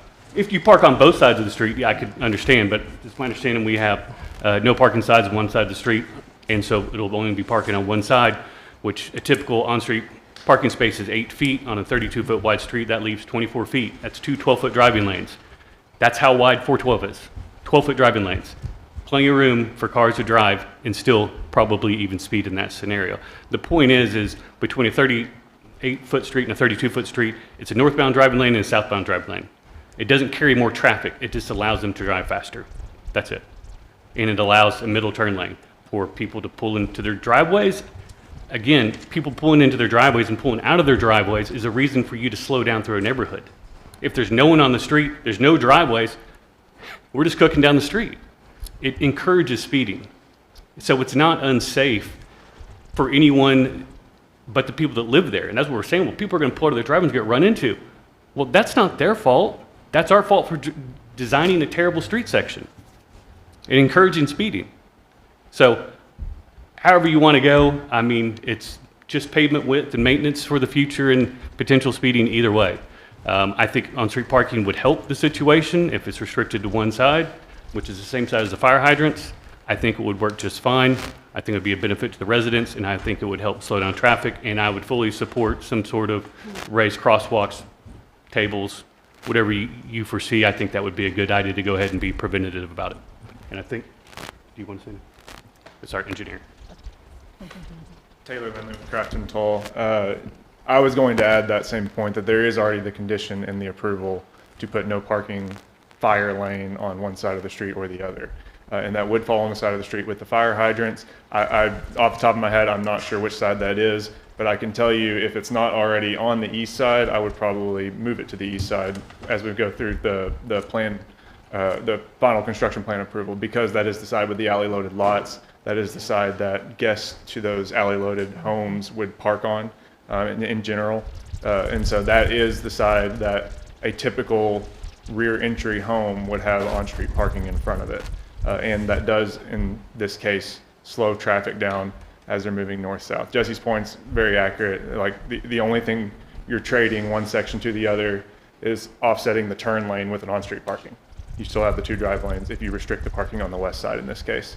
And that fire lane will give the law enforcement and fire department ability to monitor that and ticket any violators of that offense. So I do think it can be kept clear and it can be kept safer that way. So any other questions for the technical side of the design, I'm happy to help. Directors? If not? Madam Mayor. Mayor. Yes, Betsy. One of my concerns with having all the driveways is it blocks the line of sight. There's a street in Rogers, and the cars fill up the driveways, and so if a kid runs into the street, you're not going to see it till it's too late. And so I see that with these driveways and with the on-street parking. It obstructs the line of view, and I agree. All of these things should slow people down. More and more people are texting. People aren't paying attention. Those kinds of things concern me, and I've seen it in other areas. So, the on-street parking, I understand, there can be tickets, all of that, but I think it was Director Rissler who mentioned other parts of town where that's been a problem. So anyway, that would be my concern with some of that, is just the safety with that and the visibility, that I'd like to think people would slow down. I was taught to drive slowly in a neighborhood, but I think the question though, I guess, I have kids as well. My kids love to play in the front yard. I'm sorry, can you hear me? Apologies. Yeah, I have kids as well. My kids love to play in the front yard. They would play in the front yard if there was a driveway there or not. And so the driveway portion on the west side backing onto the street, that doesn't change the fact that kids will be in those front yards playing. And so we're saying then in order to address the safety concern, let's leave it a collector and leave it wider, that just encourages the speed. And so rather, why wouldn't we add the on-street parking, add the no parking signs, reduce the width of the drivable area, still allow for 2 lanes of traffic, but reduce that width and force them to slow down. And I think to Jesse's point, we're perfectly comfortable with raised intersections or some sort of other speed control device along that street. We've done that several times on other projects across the region. So, thank you. Thank you, sir. Appreciate that. Jim? Thank you, Madam Mayor. Does that work? There you go. Yeah, Jim Caldwell, 609 South Oak Hill Street, Siloam Springs. First, I'd like to state my support for Winding Springs project. It's a good location in our town. It'll be great for our city. However, I continue to ask the city to require Killdeer Road be constructed as a normal collector street. And I think part of the confusion is, I believe that the standard section for a collector, 38 feet, is 3 lanes. And Tulsa Street, the Kenwood Street design that we have on the books, is 38 feet, but it's 3 lanes. I think that's a confusion. And it's real important to have it. The extension of Simon Sager that we just did. It's on the books, surveyed that, it's 38 feet, 3 lanes. And that, you can't have on-street parking with a 3-lane collector street, and that's the whole point. If we narrow it down and then allow for one side, I think we're going to be in real trouble. So the good news is that the craft and drawings show it at 38 feet. It's doable. Stripe it at 3 lanes as it's designed. To fix it, all we really need to do is remove that requirement number 4 that was put on there and build it as it was drawn. And that's what I would propose, build it as it was drawn. Let me give you some context too on the ordinance that gave the city engineer the authority to do that. I was directly involved with a bunch of projects about a year and a half ago with the city staff, and repeatedly every month they had to come back and amend the master street plan because all over the existing old part of town, we have collector streets all over the place. And every time I bring a project through, we'd have to do an amendment because it was a collector and we didn't want to give up that right of way. So the reason we created that ordinance was so that in those parts of town, we could give the engineer the ability to reduce it one section and we wouldn't have to come and appeal all those projects. The intent was never to take a brand new plain site out on the edge of town and allow the engineer just to reduce the master street plan. Y'all have that. You know, we deal with these all the time. It's a collector street. Kenwood's going to be 3 lanes, 38 feet. Simon Sager, Keck Road, I'm working on both sides of it. I think they had a pre-meeting on that today. If we allow this to go to 32, are we going to, all of those collectors out there, we're going to go down to 32? I just think that'd be a really shame when we've got a long-range master street plan. It's been showing this a collector from day one, ever since it's been there. Let's keep it at that. Couple other points about using the back alley on lots 121 through 133. We could get rid of all those driveways by using the alley. You're right. They'd still have to construct the alley, but the right-of-way is already there. If they don't use it, then it's going to be a orphaned piece of land that the city has to maintain behind these lots. You could go through the whole thing and vacate it, but that'd be you'd have 26 people to do a vacate with as well. And again, finally on the P&Z hearing, you talked about the 9 angled lots. I think there is room between there and the wetland pond to put maybe 6 lots off-street parking and to remove those. So anyway, thanks for considering those changes, and I hope that helps. Thanks. Thank you, sir. Anyone else? Thank you, Mayor. Jesse Fulcher again. I did forget to mention, there's the whole street classification, whether you want on-street parking or not. We can debate that all night long. Changing the lots on the left side and flipping those to an alley and going back through a complete redesign and going back through an amendment to the PUD, that's an entirely different conversation. That is delaying our project. That is adding construction scope, time, costs. That is not something I'm interested in doing. I think we've talked about combining driveways. I mean, we're still going to have a handful of people backing out, but hopefully people don't drive super fast and it's not dangerous when they back out. But anyway, that's not something I would be agreeable to at this point. Thank you. Thank you, Madam sir. Mayor, can I ask him a question real quick? Yeah, sure. Jesse, I'm sorry. So originally, this was going to be a collector street, and then when the roundabout was removed, it was moved down to a 32-foot street instead of a 38-foot street. I mean, it's been a while, but Okay. yeah, I think so that's how it originally occurred. you were planning Mhm. on the Yeah. 38-foot street. Which I never liked. Which you, I don't like but- collector streets in neighborhoods. okay, but that, just wanted to confirm, that's what was Yes. originally the plan? Yes, ma'am. Okay. Yeah. Thank you. You bet. Madam Mayor. Madam Mayor. Yes. David, and then I'll come to you, Lucy. This is not just a regular neighborhood street. I understand you don't like a 38-foot street in a neighborhood. This is not just any neighborhood. This is a neighborhood that is extending south from a major highway for our area. And we have to take that into account. Everybody says here, oh, 38-foot street, it's going to be more speeders. I don't know what we would have to do to keep that, whether it would be speed bumps, speed table, whatever you want to call it.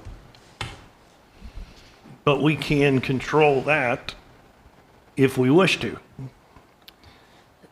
Having a 32-foot street, a regular, normal neighborhood street, coming off of a major highway is short-sighted. It is not thinking of the future growth, and it is not thinking about the amount of cars that will be coming off of the highway. I'm not trying to argue. I'm giving my thoughts as to coming off of a highway, that this is not like any other neighborhood that's come up. It's coming straight south of a major highway. You can say all you want about leaving one side of the street for fire hydrants. Fire hydrants don't take up the entire street. I live here. It doesn't matter if there's fire hydrants. If people want to park there, they're going to park there. I've seen it. So I'm just saying this street should have no on-street parking, and it should remain at 38 foot with speed bumps. And we may not want any more changes, but what I understand from our city attorney, this is now in our hands. This is now based upon this board saying yay or nay to this development moving forward. So if the board wishes to have a parking lot off the side instead of some of the individual parking places, that's up to this board. It's not in the planning and zoning anymore. It's up to this board from what I heard. I just think we have to all, every one of us here, realize this neighborhood is not like any other one that we have, any of us voted on, ever, because of coming off Highway 59. We've not had any come straight off of 412. We've not had any come straight off of Sherry Wetlock. We've not had any like this. That's all I got right now. Thank you. Mayor, may I clarify something?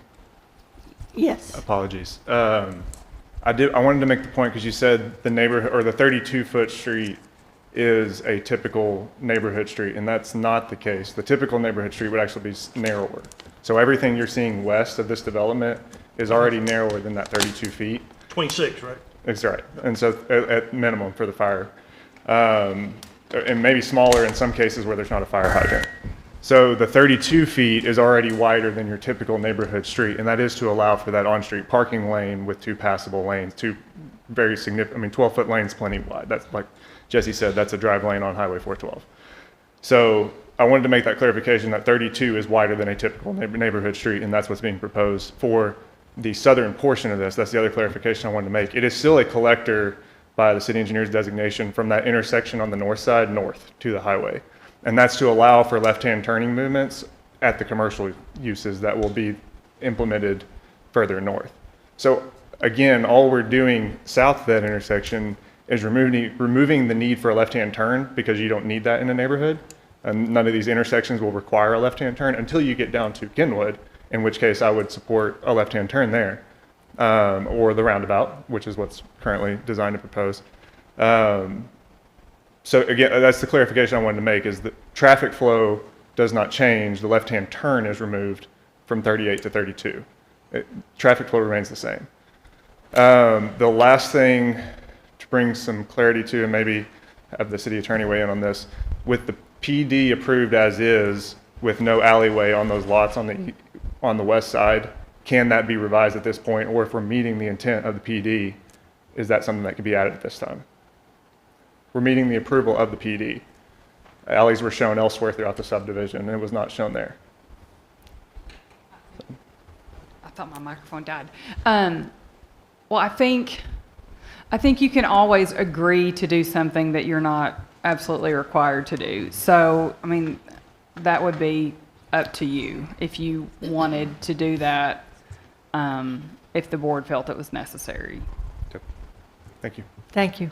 Madam Mayor, I've got a point regarding what he just brought up regarding a 3-lane in a residential.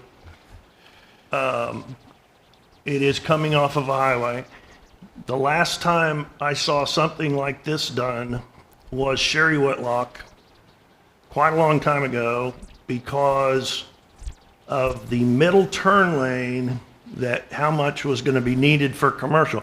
But everything east of Progress to this day does not use the middle turn lane, but it's been there for all these years, 20 years.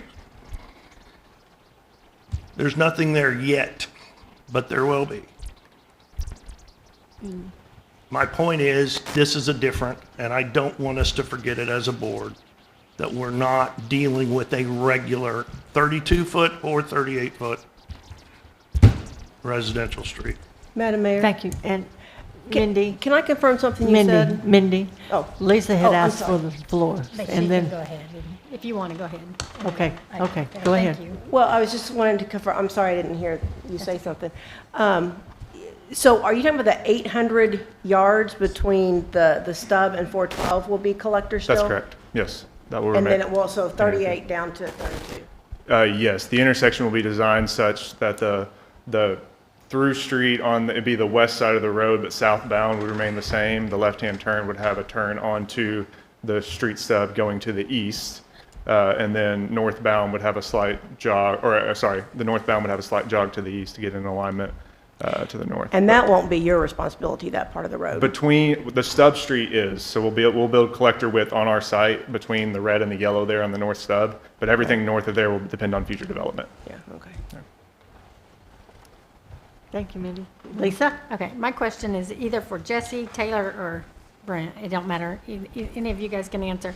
Well, one question before I ask my question. Jesse, do you work for Craft and Toll? Are you a consultant? What? I guess I don't understand your role in this. Sorry. We kind of got into this last time. Tonight I work for Calera.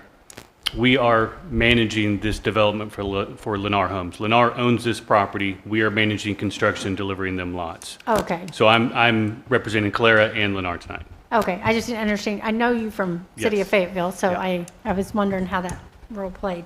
So my question is, can we, well, I have two specific. And I think we discussed this earlier, but I want clarification.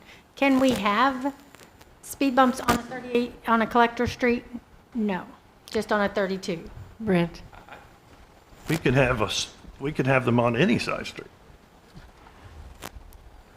I thought- would discourage. I thought you just said that a minute ago. Yeah, you can, but I would discourage speed humps, raised medians on a collector because of the inherent speed. Okay. You're trying to keep the speed low. Yes, but that's, on a local or neighborhood link roadway, that's more acceptable because you have a lower speed. Okay, and then I have another question. When you have a collector street and we have the two four-way stops in there, so a collector street, I guess I don't think of having stops in that street. Is that normal? Is that, I think In of it this as condition, yes, because it is a residential neighborhood. So, but normally, but we're not calling it a collector street, and we have two four-way stops. We're calling it a residential street. You can have stops, four-way stops in residential developments with local streets. But if it was a collector street, is that normal to have four-way stops down a collector street? Again, That level. I have to answer the question based on what we're looking at. Uh-huh. And so in this case, with a collector, yes, I would require four-way stops. Okay. And then my last question is, did we get the why from the 3 board members that requested the appeal? I wanted to make sure I heard all the. Yeah. Brad gave us his. Did you get his? He gave us why he So is. Brad, I didn't know who did the appeal. I'm gonna speak and I'll help you all out here in a second. Yeah, I wasn't sure who all did the appeal, so I want to make sure I heard everything. I need to clarify something that Brett just said to Lisa. I just need to ask him what, it sounded like a contradiction. He said it's a certain, you can't have you don't try to control the speed on a non-neighborhood street. But then the next sentence you answered her, you said, this is a residential neighborhood street. So which way is it? With the downgrade, it's a residential street. So that's, No, regardless what size, is it a neighborhood or is it not a neighborhood? it is a neighborhood, yes. But if you put a collector, that's an increase in the speed. It really is. Unless you put speed bumps. Which I would discourage because of the inherent speed that people travel on a wide That street. is so contradictory to me It because you're is. trying to prevent too much speed and you're saying because of too many people speeding anyway, you don't want to have a speed bump. Again, I have to base that just on safety.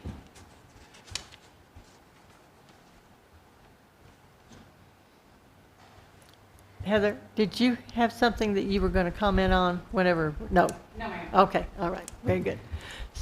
So, I have one thing that I understood a moment ago regarding, somebody said that it seemed like the only thing we're arguing about was the number 4.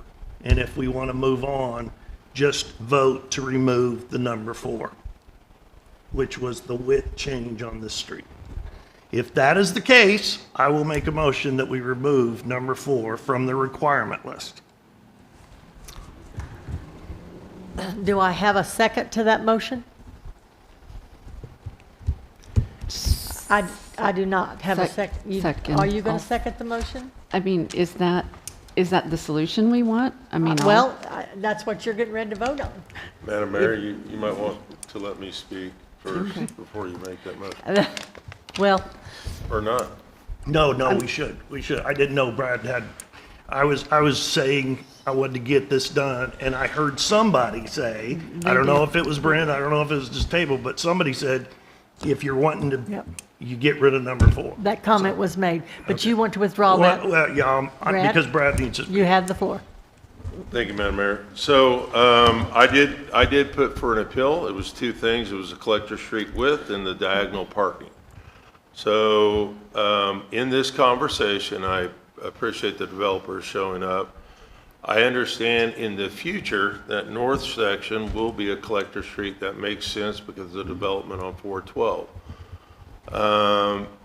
It doesn't make sense to have the turn lane through residential, and I understand everything that's been said at this table.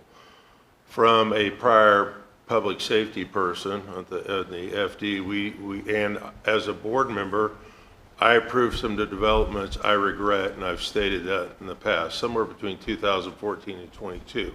Take a guess what year that was, but we made some mistakes as a city. This PD is not one of them. This street makes more sense when we talk about that. With the development wanting to add the safety elements in there, the four-way stop, safety elements at the alleyway. It provides two lanes and then that on-street parking, which is off to the side on there. It is wider than the other developments to the west. And to me, when we've walked through this process, and I have a tremendous amount of respect for Jim Caldwell. Having said that, just for the record, I removed my appeal. We've had great conversation.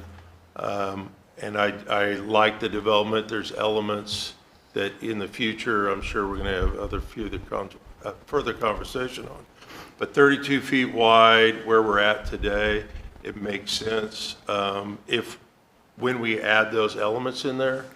And we will enforce the parking to the west because, number one, it won't be there, and people will receive tickets. So that's the difference on that one there, plus the signage in there, right? And so that's just listening to everybody and the input. That's where I am today and moving forward with this project.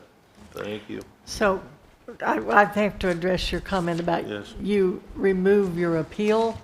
I don't believe you can do that. I disagree with my appeal. Well, then I think you can make a motion that you would like to approve the plat with the conditions that are set forth by in the staff report. Right. Well, I give David had one on the table that's not dead, and I think Well, no, he Director withdrew Blair. it. He withdrew it. Then I'd make a motion that we accept the plat as presented With listed conditions. with listed conditions. Ken? One quick question.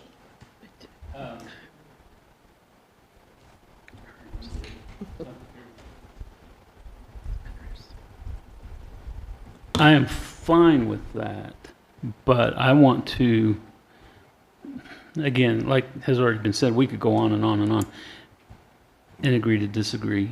I do take a little bit, the comments that were made, we can set speeds at whatever we want to, that has been said. And then to kind of backtrack on that and say, well, regardless of the size, it should be, this way or this way. I'm perfectly fine with what Brad is offering, but I want to make sure, and maybe, I know we talked about it, maybe I missed it in his statement, that there is,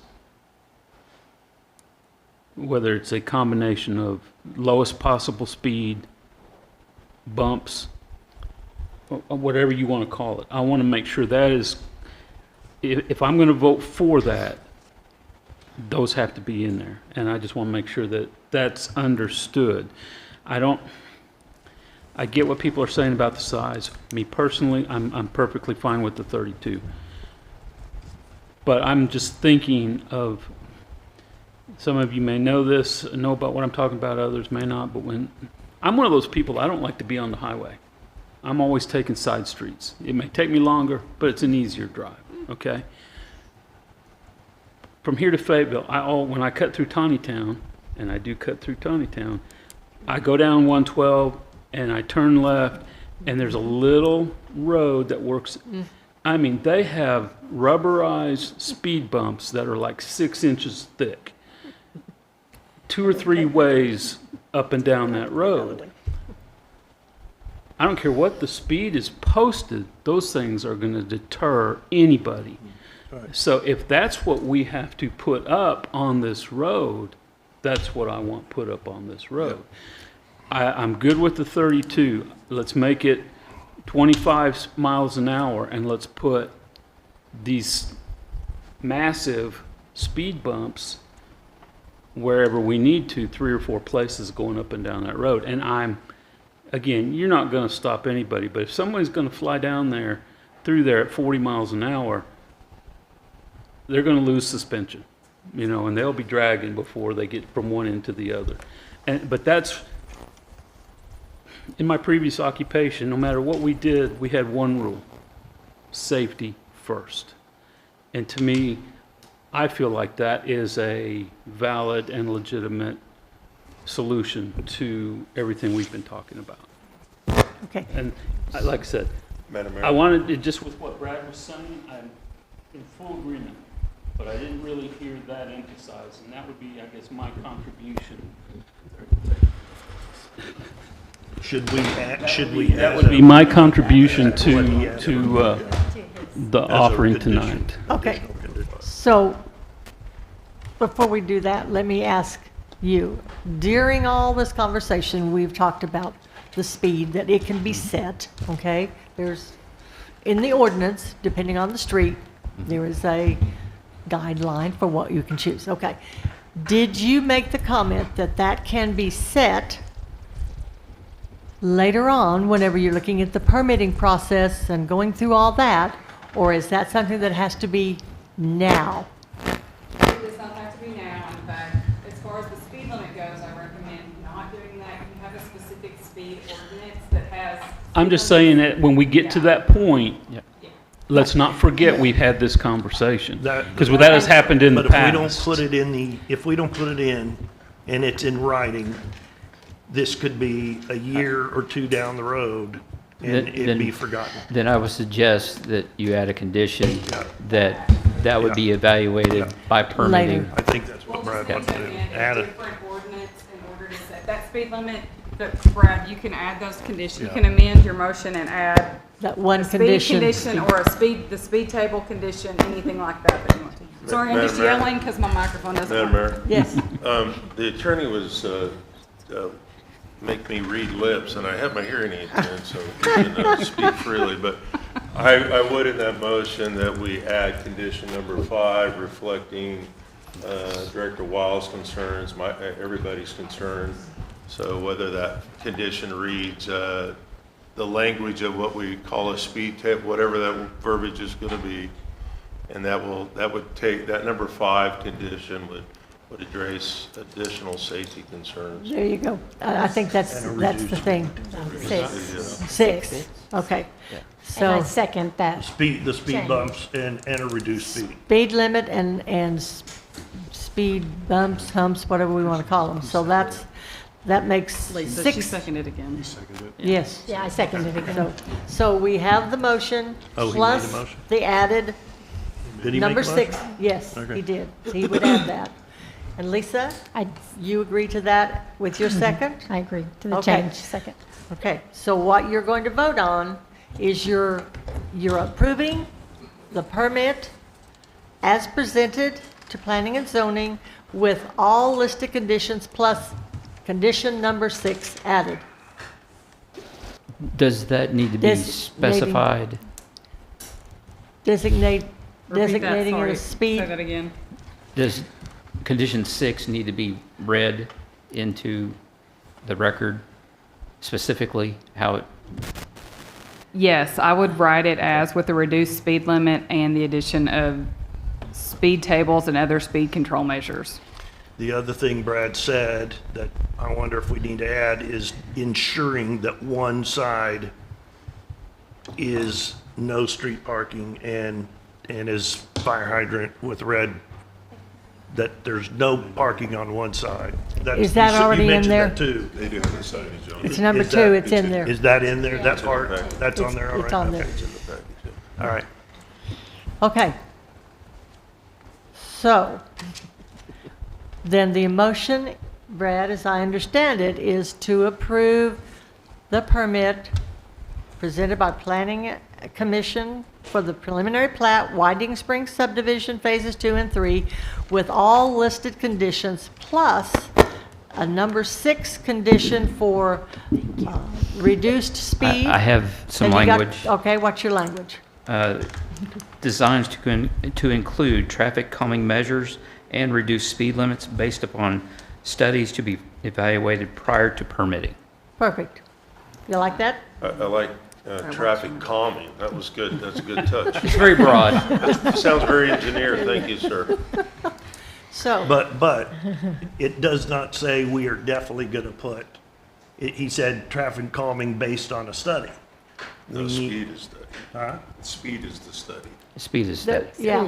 There, And then okay. they'll decide what So we they, what it definitely will needs to be. put the speed bumps. We're Okay. going to put something in there. That's what we've told them, yeah. All right. All right, so we have a motion, we have a second. You all are in agreement with that language? Roll call. Carroll, Yes. Burns, Yes? Allen, Yes. Hunt, Yes. Wiles, Yes. Blair, No. Rissler. Yes. Thank you. Motion is approved. Thank you, Brent. Thank you. Thank you all very much for being here and for your comments. Thank you. What? That's a good idea. All right, would you all like to have a 5-minute break here? All Good right, idea. we will stand recessed for the next 5 Thank minutes. you. I hadn't thought about it, but I was needing it. Didn't think about it. I don't like to stop once we get started. I'm like, wow.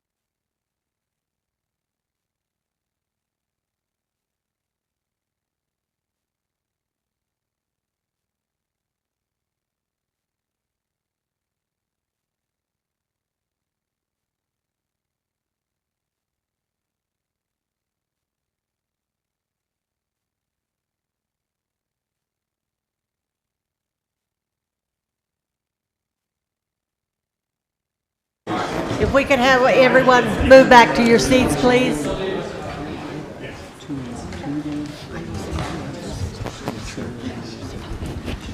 Thank you all very much. We will call this Board of Directors meeting back to order. Moving to our next agenda item is the bid acceptance, construction contract, grant application revision, and grant offer. Federal Aviation Administration, Airport, West Taxi Lane Construction, $966,761.71. James. Madam Mayor, Board, James Harris, Community Services Manager. Before you tonight is a revision to the grant that I brought to you guys on June 16th. Whenever we had sent that in, we had been speaking with the FAA. They had said that the funding method that they wanted us to use, once we submitted our grant application that you guys approved, they came back and wanted to take funds from a different federal pot to be able to do the project with that. The project is the exact same as what was approved. It's just being funded federally differently.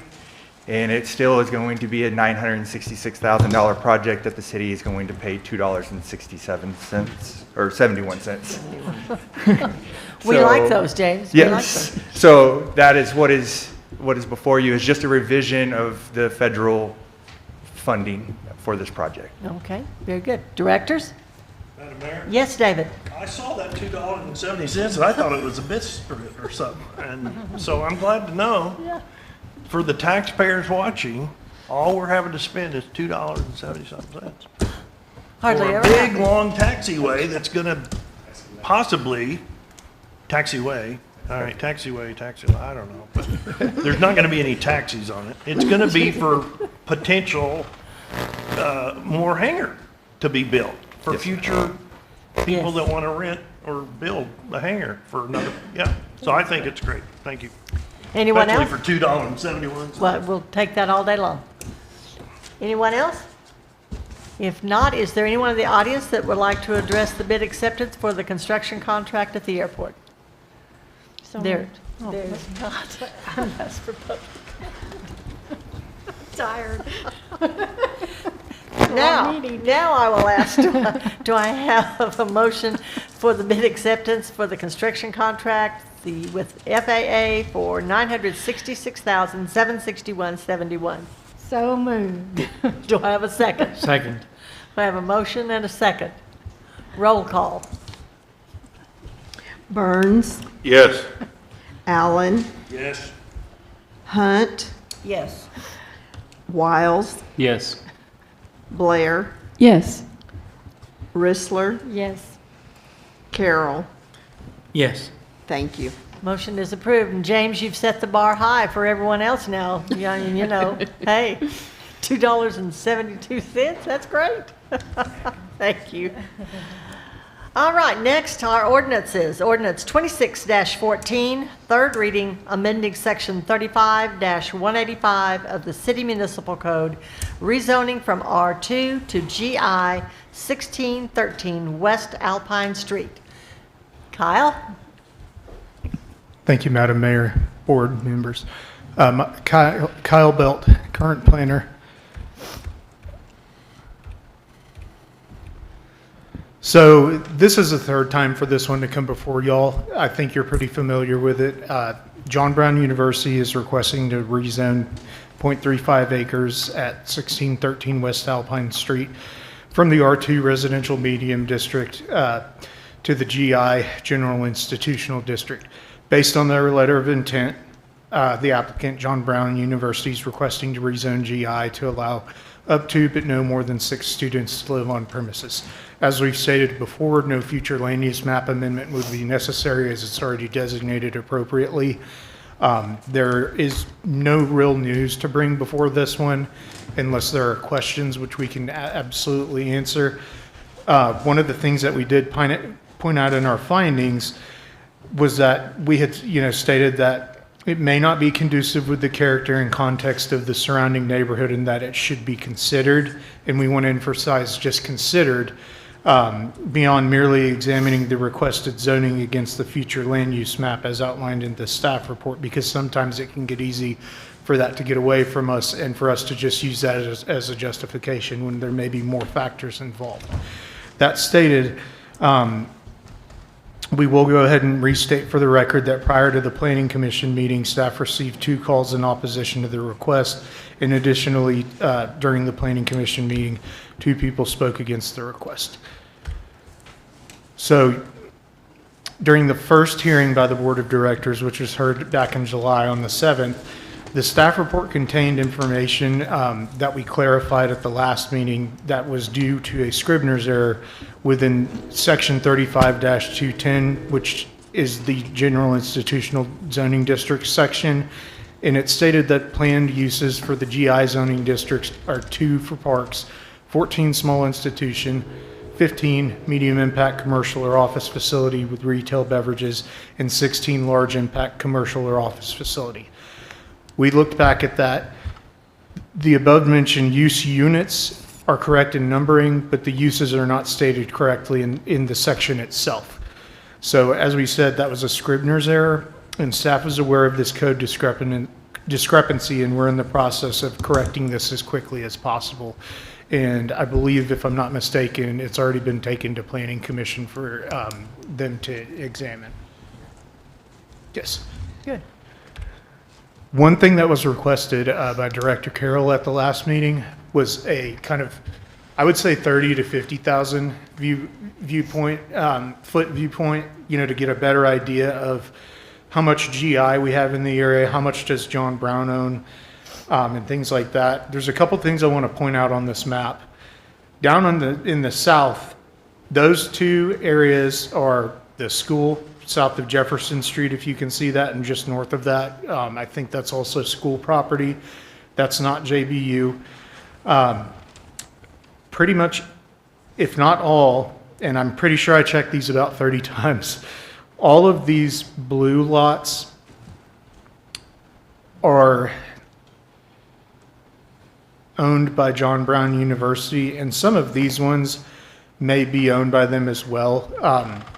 A lot of these, I think, are deeded to them by people post-mortem.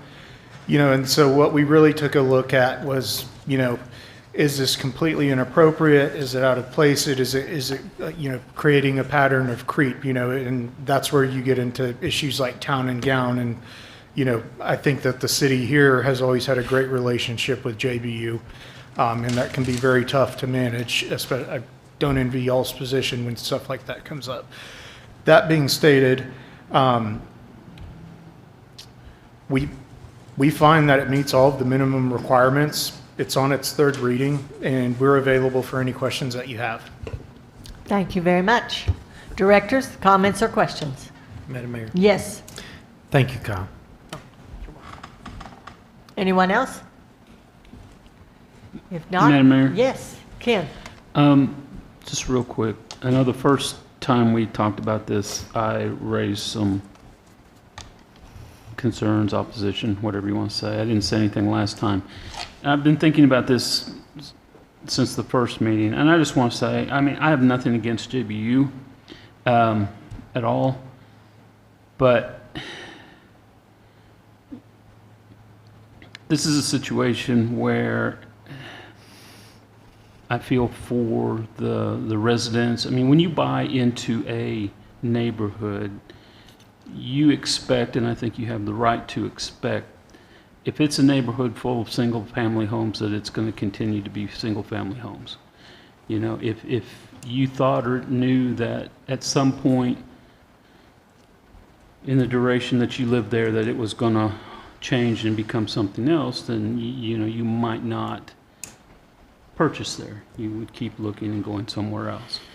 And these are very nice houses. This is a great part of the town, and I think the people are very proud and should be for what they've got there. And I don't think any of them, if you would have asked, would have ever said, "Well, I bought this knowing that it was going to change." So that's a lot of the reasoning, that and some other things that I feel the way that I do. I would not have. I like my neighborhood, and it's a small, quiet neighborhood, but if I thought at any point something was going to change across the street next door, I certainly would have not done that. And I just think I have to side with the residents on this one, that they've got a right to expect that the neighborhood they bought into at whatever point in time is still going to stay that way. And I just wanted to get that on the record, just to, express how I felt, since I really didn't say anything last time. Thank you. Thank you, Ken. Yes, David. Kyle, you mentioned there were two that spoke against it. Were they residents on this street? I believe one was a resident and homeowner, and I believe the other was her son. Oh, okay. So they were together? Yes, sir. Okay. Reed? Madam Mayor, thank you.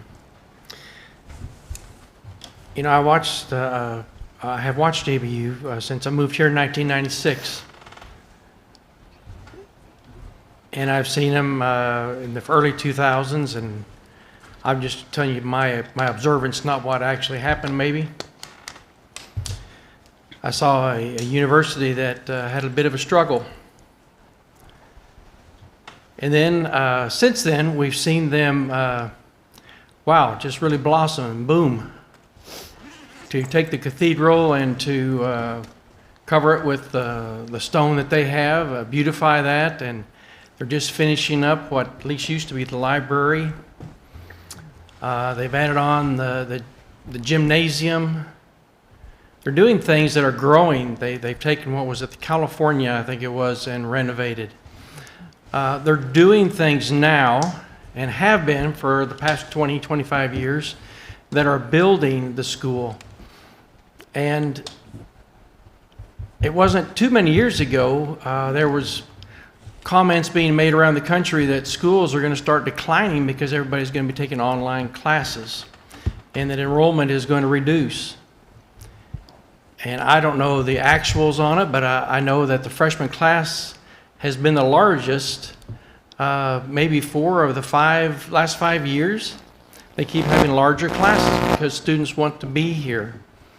And to me, it's awesome to see a university such as John Brown University seeing the growth and to do the things that they're doing.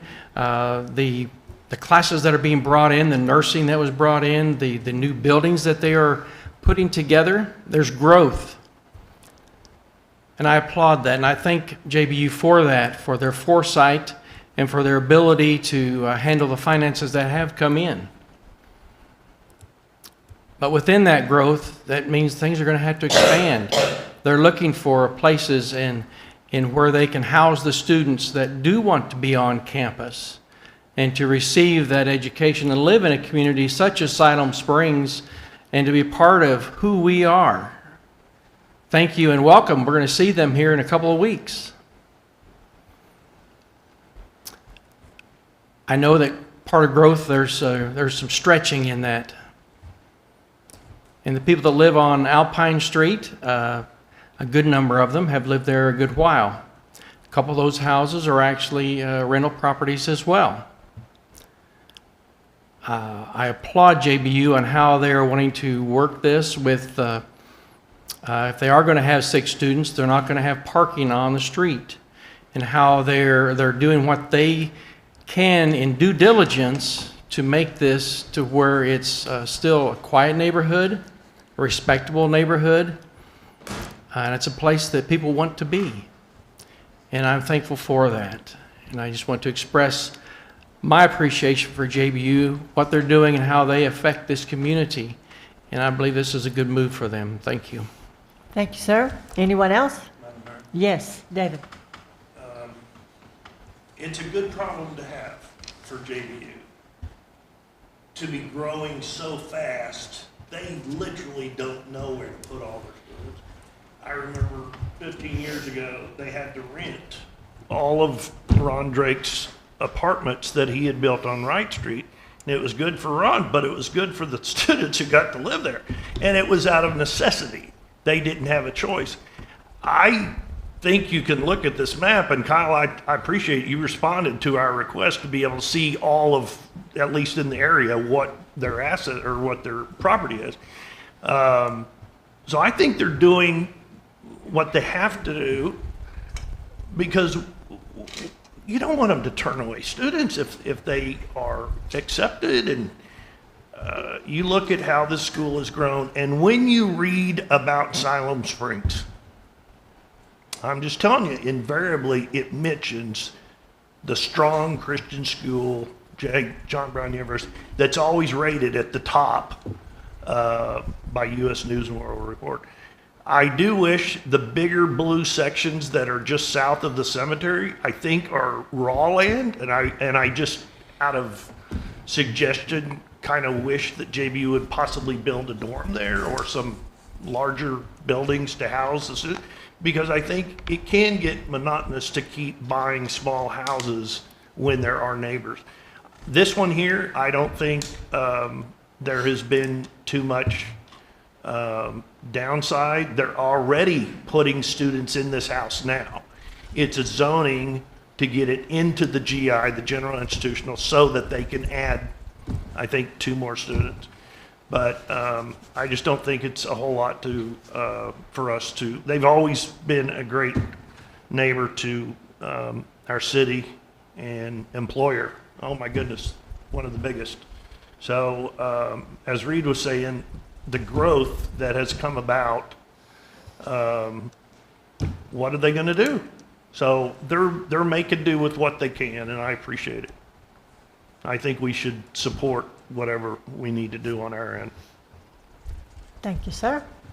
Anyone else? If not, is there anyone in the audience that would like to address ordinance 26-14? If not, do I have a motion from the directors to place ordinance 26-14 on its third and final reading, suspending the rules and reading by title only? So moved. Second. I have a motion and a second. Roll call. Allen, Yes. Hunt, I'm recusing myself due to being employed by John Brown. okay, Wiles, No. Blair, No. Rissler, Yes. Carroll, Yes. Burns. Yes. Thank you. Motion passes by a vote of 4-2. Administrator Rigby, are you ready to read? Sure. Sure. Ordinance number 26-14, an ordinance amending sections 35-185 of the Siloam Springs Municipal Code, city zoning map, rezoning from R-2 to G-1, property located at 1613 West Alpine Street. Whereas the landowner, John Brown University, has requested that the below described land be changed from the present zoning district of R-2 residential medium to GI, general industrial, and whereas a public hearing on the proposed change was held on the 9th day of June 2026 before the City of Siloam Springs Planning Commission after proper ordinance required by law. Whereas after receiving and considering a staff report, a motion recommending approval of the rezone was passed by the Planning Commission, and whereas upon the review deliberation, it appears that the zoning change is in the best interest of the City of Siloam Springs. Now therefore be it ordained by the Siloam Springs Board of Directors as follows. Section 1, description. The zoning map of the city municipal code section 35-185 is hereby amended to include within the GI zoning district the property located at 1613 West Alpine Street as shown in Exhibit A, attached hereto, more particularly described as follows. Lot 2 in the west 20 feet of Lot 3 of Blackwell's revised subdivision, Siloam Springs, Benton County, Arkansas, shown on plat record H at page 101, being more particularly described as follows. Beginning at the northwest corner of said Lot 2, thence south 86 degrees, 50 feet, 12 inches east, 114.98 feet toward an iron pin, thence south 3 degrees, 3 feet, 12 inches west, 136.53 feet to an iron pin in the north right-of-way line of West Alpine Street. Thence along said north right-of-way line, north 82 degrees, 11 feet, 41 inches west 115.38 feet, thence leaving said north right-of-way line north 3 degrees, 3 feet, 12 inches east, 127.19 feet to the point of beginning containing .348 acres, more or less, and subject to all easements of record. Section 2, conflict with other ordinances or codes. All ordinances and resolutions or parts of ordinances or resolutions of the City of Siloam Springs, Arkansas, in conflict with the provisions of this ordinance are hereby repealed to the extent of such conflict. Section 3, severability. Should any word, phrase, sentence, or section of this ordinance be held by a court of competent jurisdiction to be illegal, void, unenforceable, or unconstitutional, then such shall be severed from this ordinance, and the remainder of this ordinance shall remain in full force and effect. Thank you, sir. Madam Mayor, I make a motion we adopt ordinance 2616.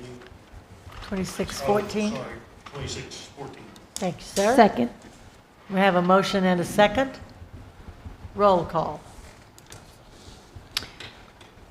Hunt, Yes. Wiles, No. Blair, No. Rissler, Yes. Carroll, Yes. Burns, Yes. Allen. Yes. Thank you. You don't have to read it again. No, that's right. Motion to adopt is approved. So with that, we will now move to ordinance 26-15, second reading, extension of existing levy of the 5/8% sales and use tax. Christina or Scott?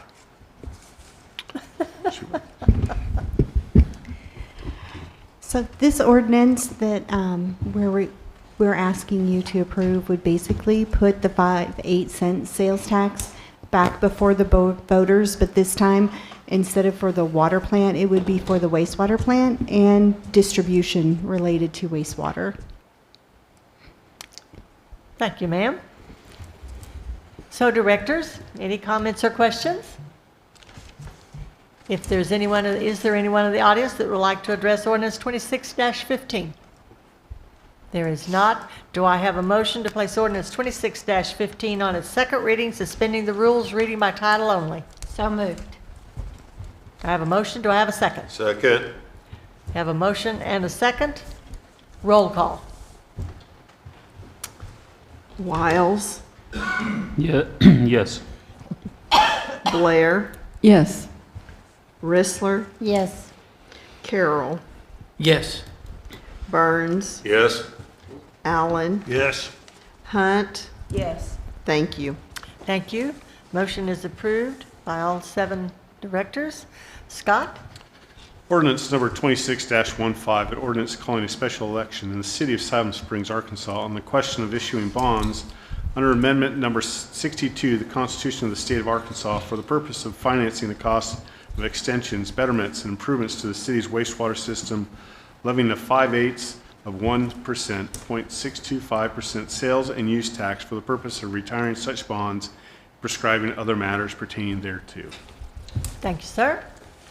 Next is ordinance 26-16, first reading, amending section 35-185 of the City Municipal Code, rezoning from GI to R5, 2703 East Kenwood Street. And Kyle, before I give you the floor, I'm going to recognize Scott. Mayor, Board of Directors, this case has come before this board with unique circumstances.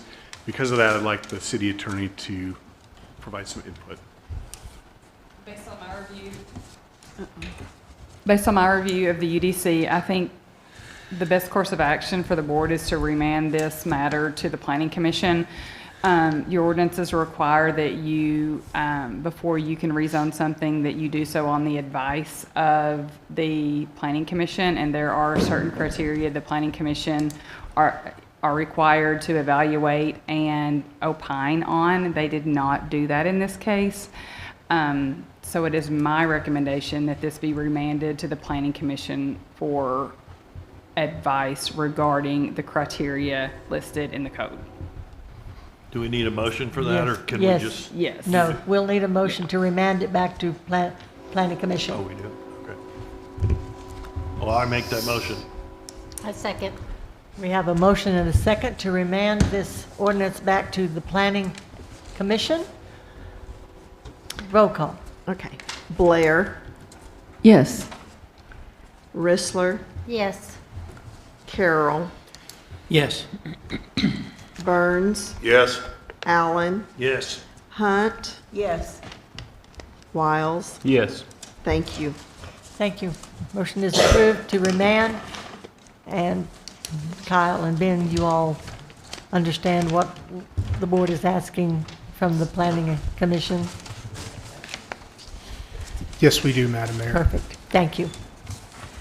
All right, with that, we have a resolution, Resolution 15-26, Parks and Recreation. Yes, sir. May I have a point of privilege? Thank you. Yes. Do we need to specify a date to remand it to?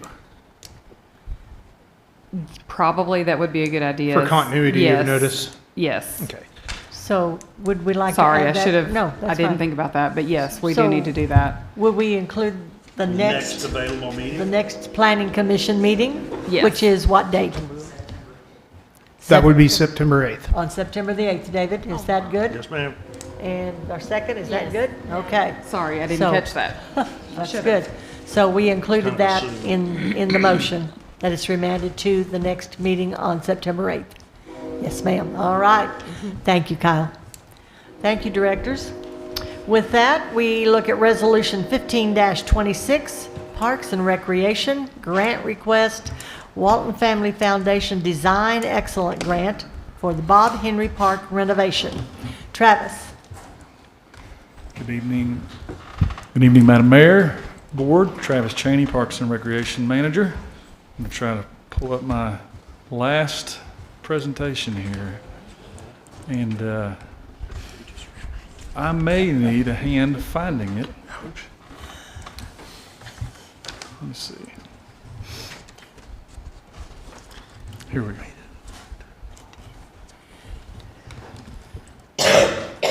Okay, fantastic.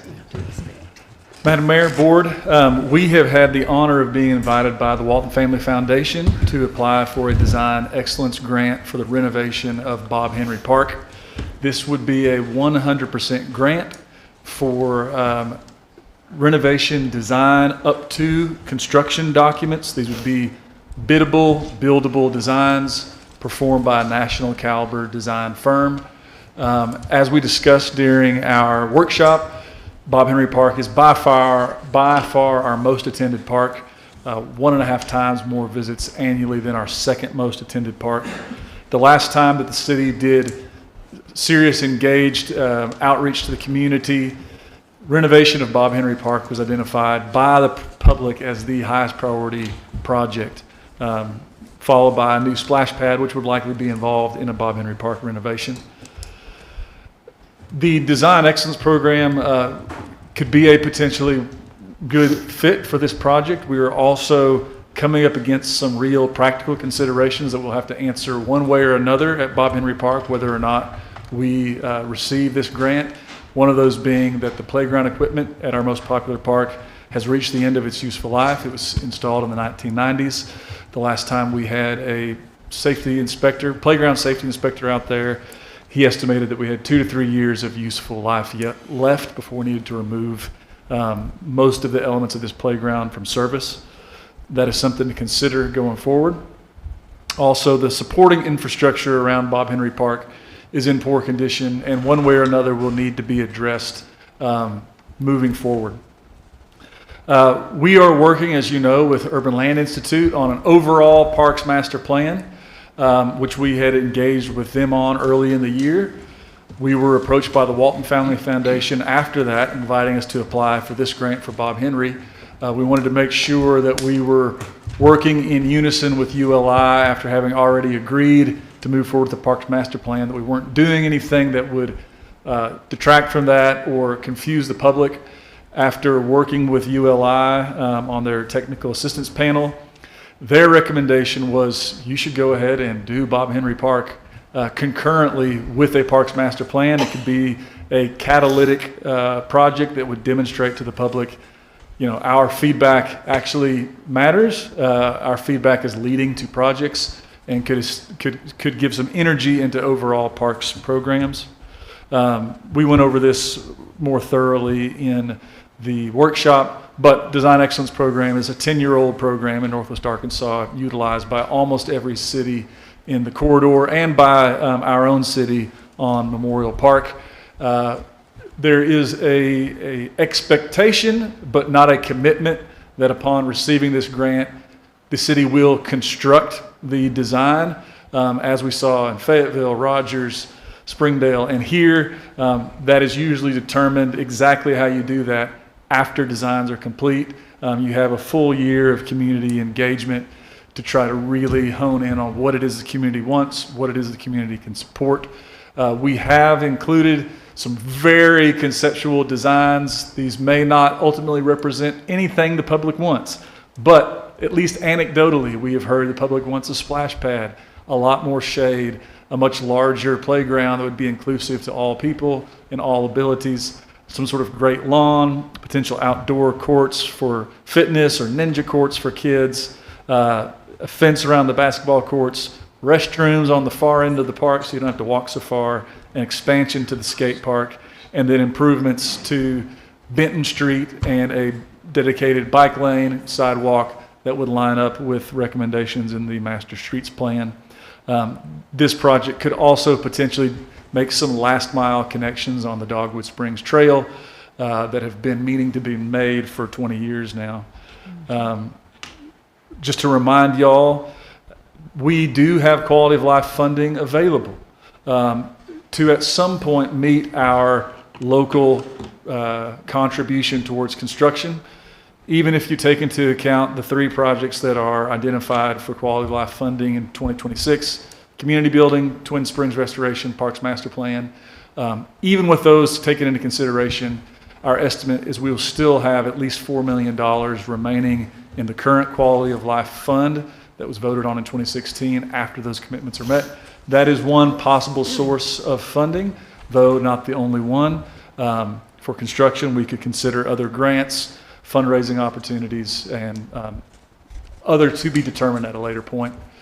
And again, just reminding the board that this is a part of a much larger recreation corridor that stretches from East Main all the way to the state line, wrapping around John Brown University, and includes the Dogwood Springs Trail, Bob Henry Park, our historic community building, Twin Springs Gazebo, Memorial Park, the library that we're in right now, and hopefully soon East Main improvements going all the way to the Lincoln Street, I'm sorry, not the Lincoln Street Bridge, but the railroad bridge at East Main. This does represent an opportunity to have a lot of the costs defrayed by the Walton Family Foundation and potentially implement a really transformational project in our most heavily used park. I am available for any questions that you might have. Thank you, sir. Yes, David. We usually get a hard copy of all the slides. I've got an awful lot of questions. This board many times over the years has said we don't like to vote the same night that we have a workshop subject. And I would like to make a motion, we table this to the next meeting. I would like to support it, but I have an awful lot of questions. So I'm making that motion that we table. Second. We have a motion and a second to table to May I our... make a comment that might affect how people vote? Sure. If this is tabled, we have a deadline to apply for this grant by the end of this week. So we will not, before the end of their grant cycle in this year, so we would not meet this year's grant cycle. All right. So I withdraw my second. Well, if I can add one more thing, this is also just giving staff permission to apply for the grant, which is part of our procurement procedure for grants. So this is not a grant acceptance. This is just giving staff permission to apply. So we will come back at a later point after we have applied, if they have accepted our application and offered it to us, with an actual grant agreement that has all the details spelled out. So there is another opportunity to say, okay, upon seeing all details, we do not wish to accept this grant. I was going to say, the board will have an opportunity to not accept it if it comes back and they're Correct. not. But Okay. Madam Mayor, Yes, I David. hate to have that happen simply because when I met with Scott about this, he had met with Walton Family or Walton Family Foundation, and it sounded like the insistence was, we'll provide this as long as you commit you're going to spend the money to do the project. And I totally get it. I mean, we did not go through and spend $10 million for East Main when they provided the study money or the design money for East Main. That, at the time, would have been money out of our coffers, and now we're getting a big grant for it, so it's working. This is still gonna be a lot of money out of the city coffers. So I think we need the time to decide, are we gonna put it here? Or are we gonna put it in another project? Without the master parks plan being done yet, I think this is the cart before the horse. And as I said, I think it's a great project. I wanna support it. But we should have been presented this a while back if you have a deadline, because staff has known for a long time, we don't like to have a workshop and then vote the same night because we don't get enough time to digest what we've been given. So that's why I made the motion to table. Madam Mayor. Yes, Lisa. And then I pull my second Yes. because, and I agree with David, this has been a history of the board. I mean, I think most of the staff know that we don't want a presentation that we have to vote on the same night. But with the deadline, I get it. And with Mr. Rigby being new, and I get all the variables. But yeah, if we can get presentations ahead of time, that would be great. But since we have an opportunity to Sure. deny it or accept it, then I'm okay with moving forward. And if I may add, we did get on the first available board meeting after we received the invitation to apply. There you go. So it was a very tight turnaround. All right. Madam Mayor? Yes, Betsy. You mentioned that that's the deadline for this year. To me, that implies there would be an opportunity next year? There might, the Design Excellence Program is different than some, what you think of your typical state grant programs where there's this one grant that's kind of competitive that rolls over each year. Design Excellence Program grants are by invitation only, typically. And so in this case, no, there would not be, it wouldn't be a program that we just put in for next year. We've had the invitation now. They have a deadline this month to put in their applications. So we would not have a guarantee next year that there would be an opportunity. But we do know that if we wanted to apply this year, this week is our deadline. What's the dollar amount on this again? Do we know? So the dollar amount from Walton Family Foundation would likely be $800,000 to $900,000, 100% grant. For the design. For the design. And I've heard anywhere from 6 to 8 million on the project cost. I would not be surprised if it was that high. Madam Mayor? Yes. I'd also like to point out that we always try to give respect to other directors if they feel like they need time and they need to table something. And so generally I follow that respect for other directors. But Madam Mayor? Yes.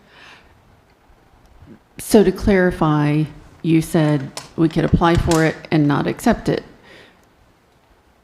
But then if I'm understanding correctly, if we apply for it and we were to be granted it, whether we accept it or not, if we're applying for it, my understanding is we are expected to follow through with it.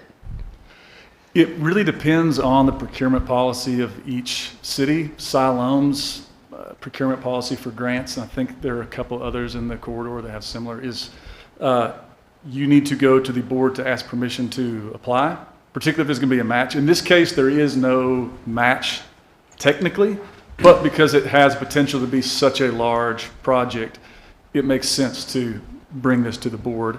But yes, all we're asking right now is permission to apply. Now, it would be unusual, I would say, to then decline the grant, but it is also totally within your purview to decline if we're offered it. All right. Since earlier you had said, yeah, the expectation was that we would do the work, and as fantastic as I think it is, 6 to 8 million, and knowing that that's where all that would drain our quality of life now and for the next few years before we even get the master plan. Yeah, that's a lot to take in and decide on tonight, but I totally understand your deadline. I mean, obviously, you've done a lot of work quickly to get to this point, so thank you. Mindy? First of all, is David's motion still on the table, or did he withdraw it? No, it's still on the table, but we don't have a second for it. You don't have a second? No. I thought Lisa had a second. She withdrew her second. Oh, okay.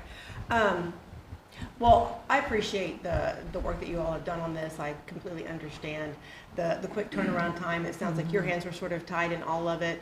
We've been asking you to spend money on parks and recreation from the quality of life funds for several years now. I think this is an opportunity to look into doing that, and I'm fully supportive of going through with applying. I hope we get the grant, and then I hope we can start using those quality of life funds that we've been asking you to spend. So, thank you. Madam Mayor, Yes, Lisa. when will we know when we get the grant? I would expect within the next month. Okay. And we also, if it comes back 6 to 8 million, we can cut things out to fit our budget, right? Yeah, we mentioned again. This happened with us on Memorial Park. Rogers, it came in twice as high as they expected. They cut a lot out. Springdale, they did the same thing. There's always a lot of value engineering that goes on in these projects. If they know up front a number that you're designing towards, it's easier to stick to that. Okay. But every single project comes back with some level of value engineering and then some creative solution for funding. Okay. That is almost never determined at the very outset of the design. It's always determined as the process goes along and the design becomes clear and the community's wishes become clear. Is there any limitations if we accept this one, if we get it and accept it, that we can use some more grant money from them to help build it? No, and that's not out of the realm of possibility. Okay. The East Main project is a good example. The city received grant funding many, many years ago with the hope and expectation that it'd be built. Just now getting around to it. That's how things go. Yes, David. As I said, I like the idea. I was impressed with it when Scott told me about it. However, this has not been on our board goals list. I think there's other things that we need to discuss before we okay this. And I'm not got a problem with applying for the design grant. I just don't want to do that and they do the design and then we can't afford to build the park. And I would hate for us to get the okay to apply for the grant, and between now and the time for us to approve what they, because we got to come back and approve the actual grant, that there may be so many other things that we realize, and that's why I'm thinking it's better to table it than to just not be able to do it. And so,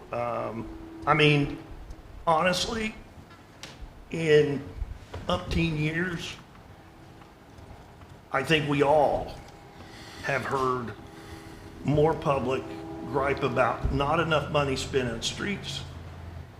I've not heard anybody say not enough money to continue Bob Henry Park around to the JBU trail system, which is really a big part of this. I'm all for the playground equipment being replaced. That's been something we've talked about for years. But we have spent a lot of money on building pickleball courts, redoing our basketball courts, putting in skate parks. And I think we need to fulfill the little children now on the other part, at least in the near term. I just think design, I don't want to look a gift horse in the mouth, and I don't want us to have this not be able to go through because we can't afford it. And maybe in 6 months after the first year, we could reapply or hope that we're invited again. I just don't want us to step on our own toe or whatever. Madam Mayor? Yes, Ken. I understand what David's saying, and I'm not saying I disagree, but a couple of things. This money that we're talking about is quality of life money, right? So it can't be used anywhere else. Correct. Okay, so that's one consideration. And I'm not saying you said this, I mean, you mentioned streets. I'm not saying you're thinking we're going to apply this to streets. We can't. Well, It's- Mindy but- said, no, Mindy just a said second. sidewalks. Well, Sidewalks that's is still quality of life. That's quality of life. Yeah. Okay. So, but I guess the main thing where I have my trouble and what Lisa said, yes, I want to respect the wishes of the board. Tabling this does no good. We either pass it or we don't pass it. Because if we table it, we might as well just turn it down. Because come Friday, you can't do anything anyway. Correct. So, I mean, just my own personal opinion is, I think, and I agree, we need to look at it very seriously and where this money is going and ask those hard questions and get those answers. But where I'm missing it, I guess, is I don't see the harm in applying to start the ball. I mean, we've done this in other areas. We start the ball rolling, and then we come back and we give it a yay or nay. I mean, so I'm not discounting what you're saying. I just don't see it. I don't see what the benefit would be in refusing it when we can approve the department applying for the grant, and in the meantime, and maybe, and I'm not saying we need another workshop, but if we approve this tonight, let you apply for the grant, get us all these hard copies, and if we have to have another workshop relatively soon, next month, we come back specifically to ask your questions and the questions of anybody else so you can get us those answers. And then that way we will know if it's in a month where we know if we're getting it or not. We can make that decision of whether we accept it or not accept it. There were details in these pictures that are impossible for us to read.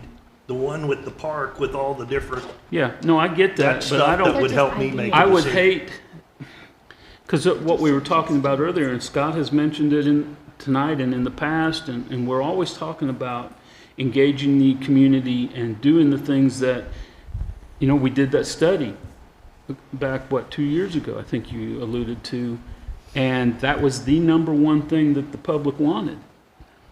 And so, I don't know, I almost feel somewhat responsible to give them something, and so this would be a way, it's like, okay, we heard what you're saying.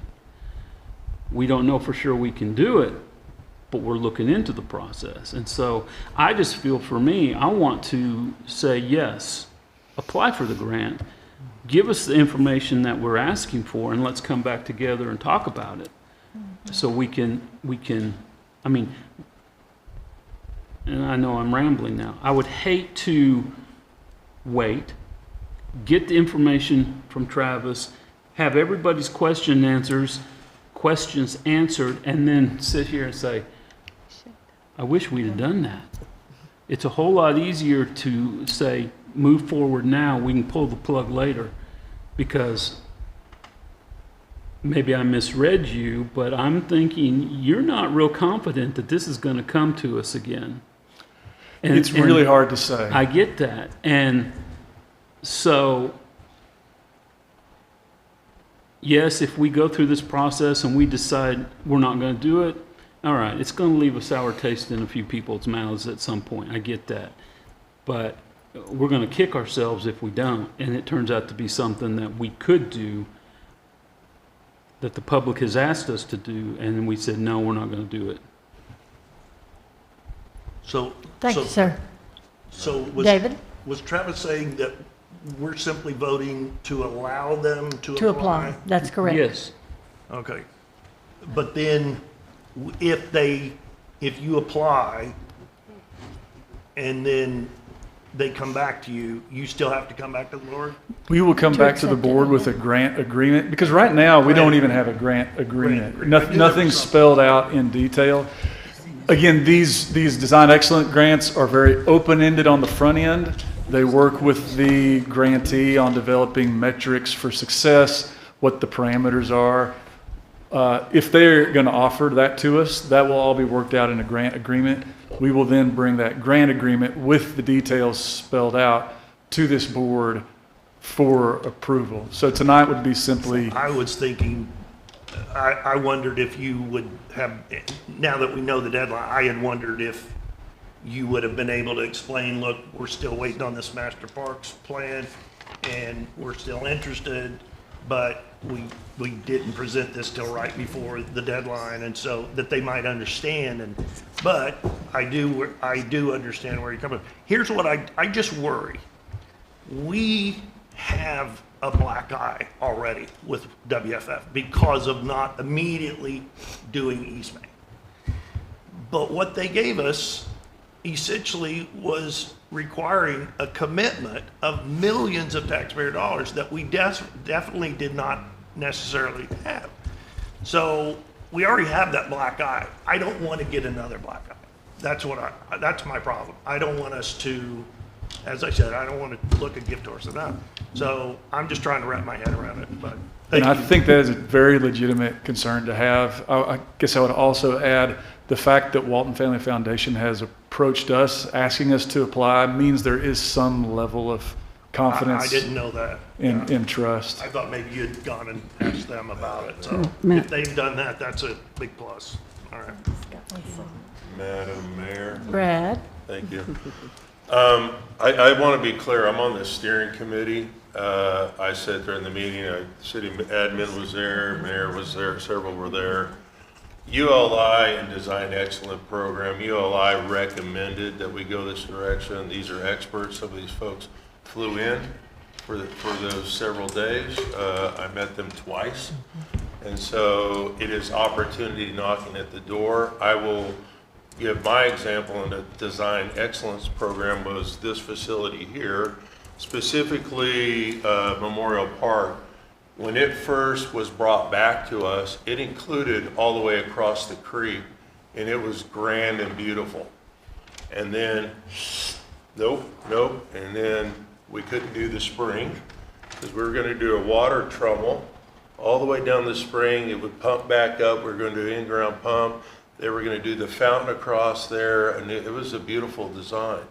And it's that value engineering. We came back and we said, here's our money there. And additional to that, the foundation did step up. And our past experience in this community is, I think, in Northwest Arkansas, very specifically, with these opportunities here, and I'm going to say boldly, they're nowhere else in the United States of America. The economy, the price of basic living, we shouldn't have these opportunities, but we do have these opportunities. And so it is vital right now that we take advantage of those opportunities, knowing that we're not going to squander all the quality of life money on one specific thing. We do have a history of the city with some huge significant matching grants. We have partners in the corridor that no matter what we do, they're bound and determined to make our community better, and they keep showing up. And we're on the right path. I know it's a challenge because we're moving faster than we have in quite some time. The past couple of years, we have been moving at a pretty slow pace. And so these projects here don't take away from streets, they don't take away from wastewater. Those projects are gonna keep going. The other thing with these place-based amenities is the sales tax. We're creating additional revenue from outside people. It doesn't come the burden of the taxpayer. And that additional revenues over time, as you look at our, when it comes to our funding, we've got those little scales at the end and we color code. So if you're me, you're 8th grade, you just look at, is this color taller than that one? And over time, through budget, then we can earmark that to amplify street projects and all those things.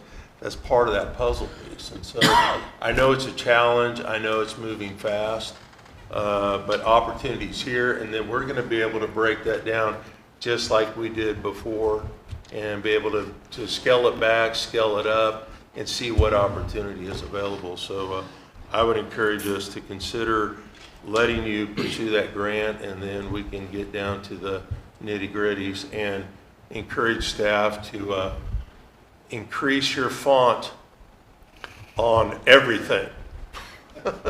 Thank you. Thank you, Brad. Scott?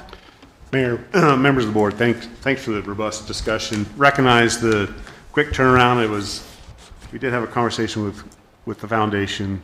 They hadn't made a decision whether or not to invite us at that point. We only heard recently that was the case. So got it on as quick as possible. We'll get you the presentation. We'll blow it up to 80 font. We'll sit down, walk you through it all. What I also heard from another board of directors is we're going to start to research, what other available properties do we have throughout our community? So we provide that to ULI to say, hey, you need to be thinking about how we utilize some of these other properties. Neighborhood park. Neighborhood parks, or trails, or whatever it may be. Could be future art programs that entryway to the type of thing. And then what I'd say about this particular is the opportunity to apply for the grant is one thing. So let's just say we're back here in 60 days because the foundation has said yes, we like it, we want to do it.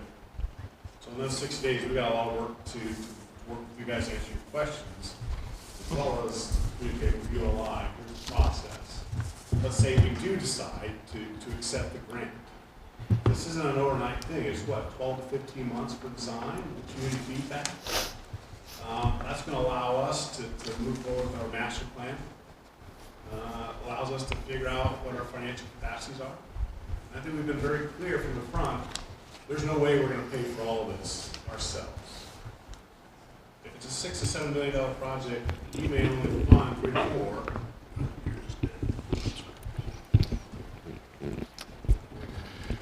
We're going to have to go find partners.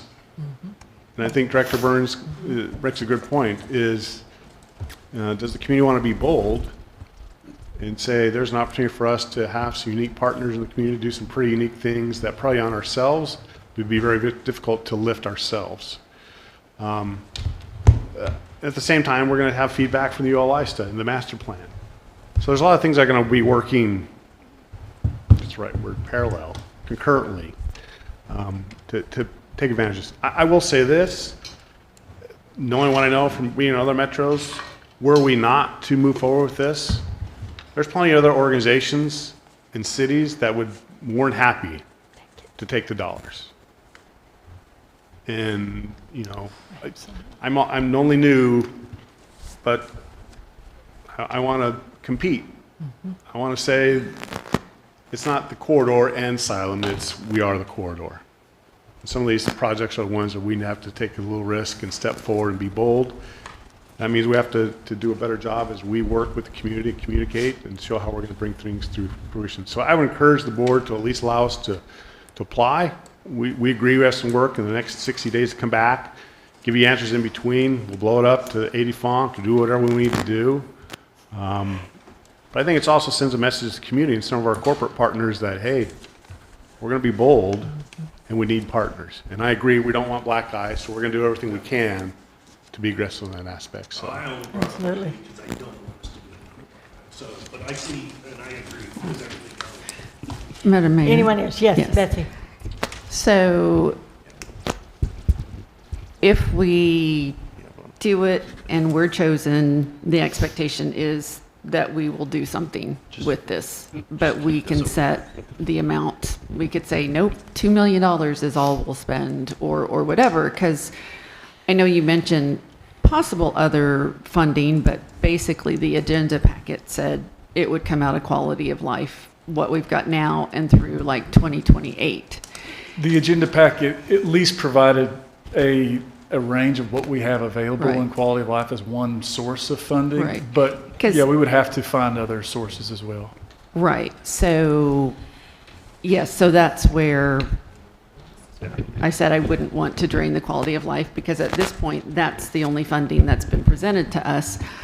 I definitely wouldn't want to do it by adding a bond or increasing taxes or increasing utilities, since we're already increasing utilities. And I know increasing taxes has been mentioned, and I don't think that would be fair either.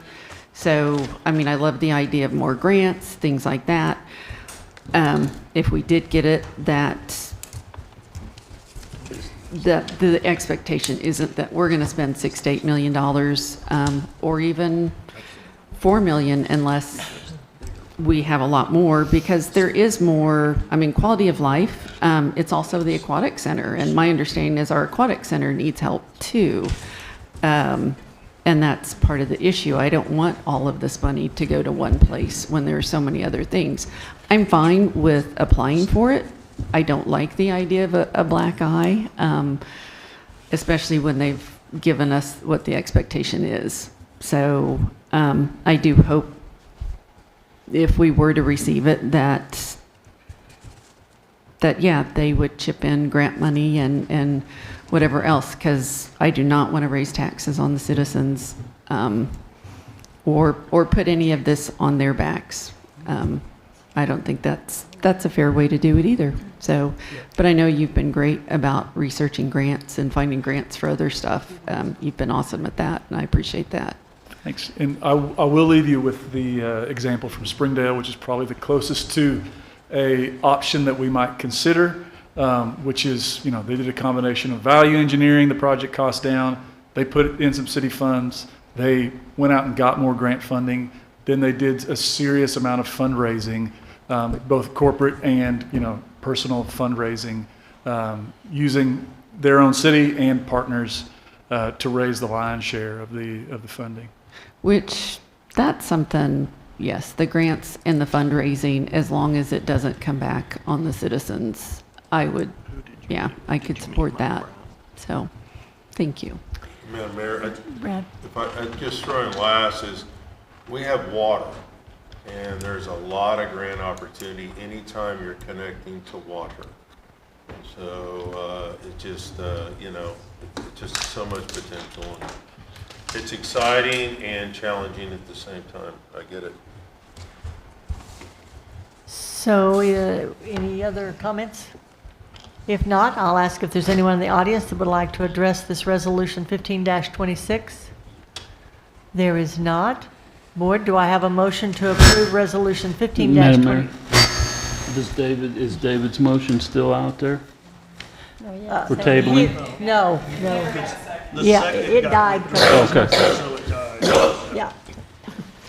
So I am asking for a motion to approve resolution 1526 to apply for the Walton Family Foundation Design Excellent Grant.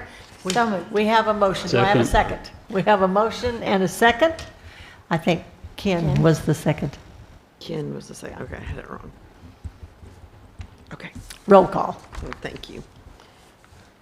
Rissler, Yes. Carroll, Yes. Burns, Yes. Allen, Yes. Hunt, Yes. Wiles, Yes. Blair. Yes. Thank you. Thank you all very much. With that, we move to the administrator's report. Scott? I will be quick. All right, so purchases in excess of $30,000. We had one item, which is aviation fuel, $32,912. We have a remaining balance of $130,000. Some announcements. Siloam Springs Fire Department stopped by the Boys and Girls Club of Western Benton County Friday.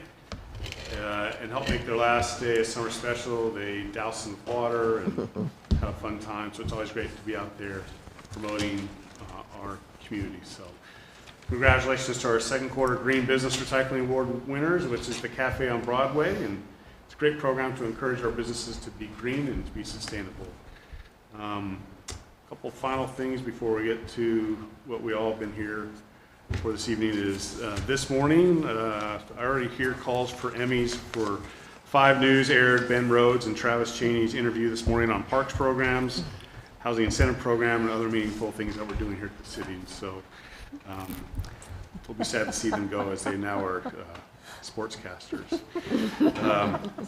The police department and Parks and Recs will have a back-to-school drive-in movie this Friday evening at 7 p.m. It's a free community event, free hot dogs and drinks, and will be available while supplies last. And then just to notice, Christie Lane paving project begins next week.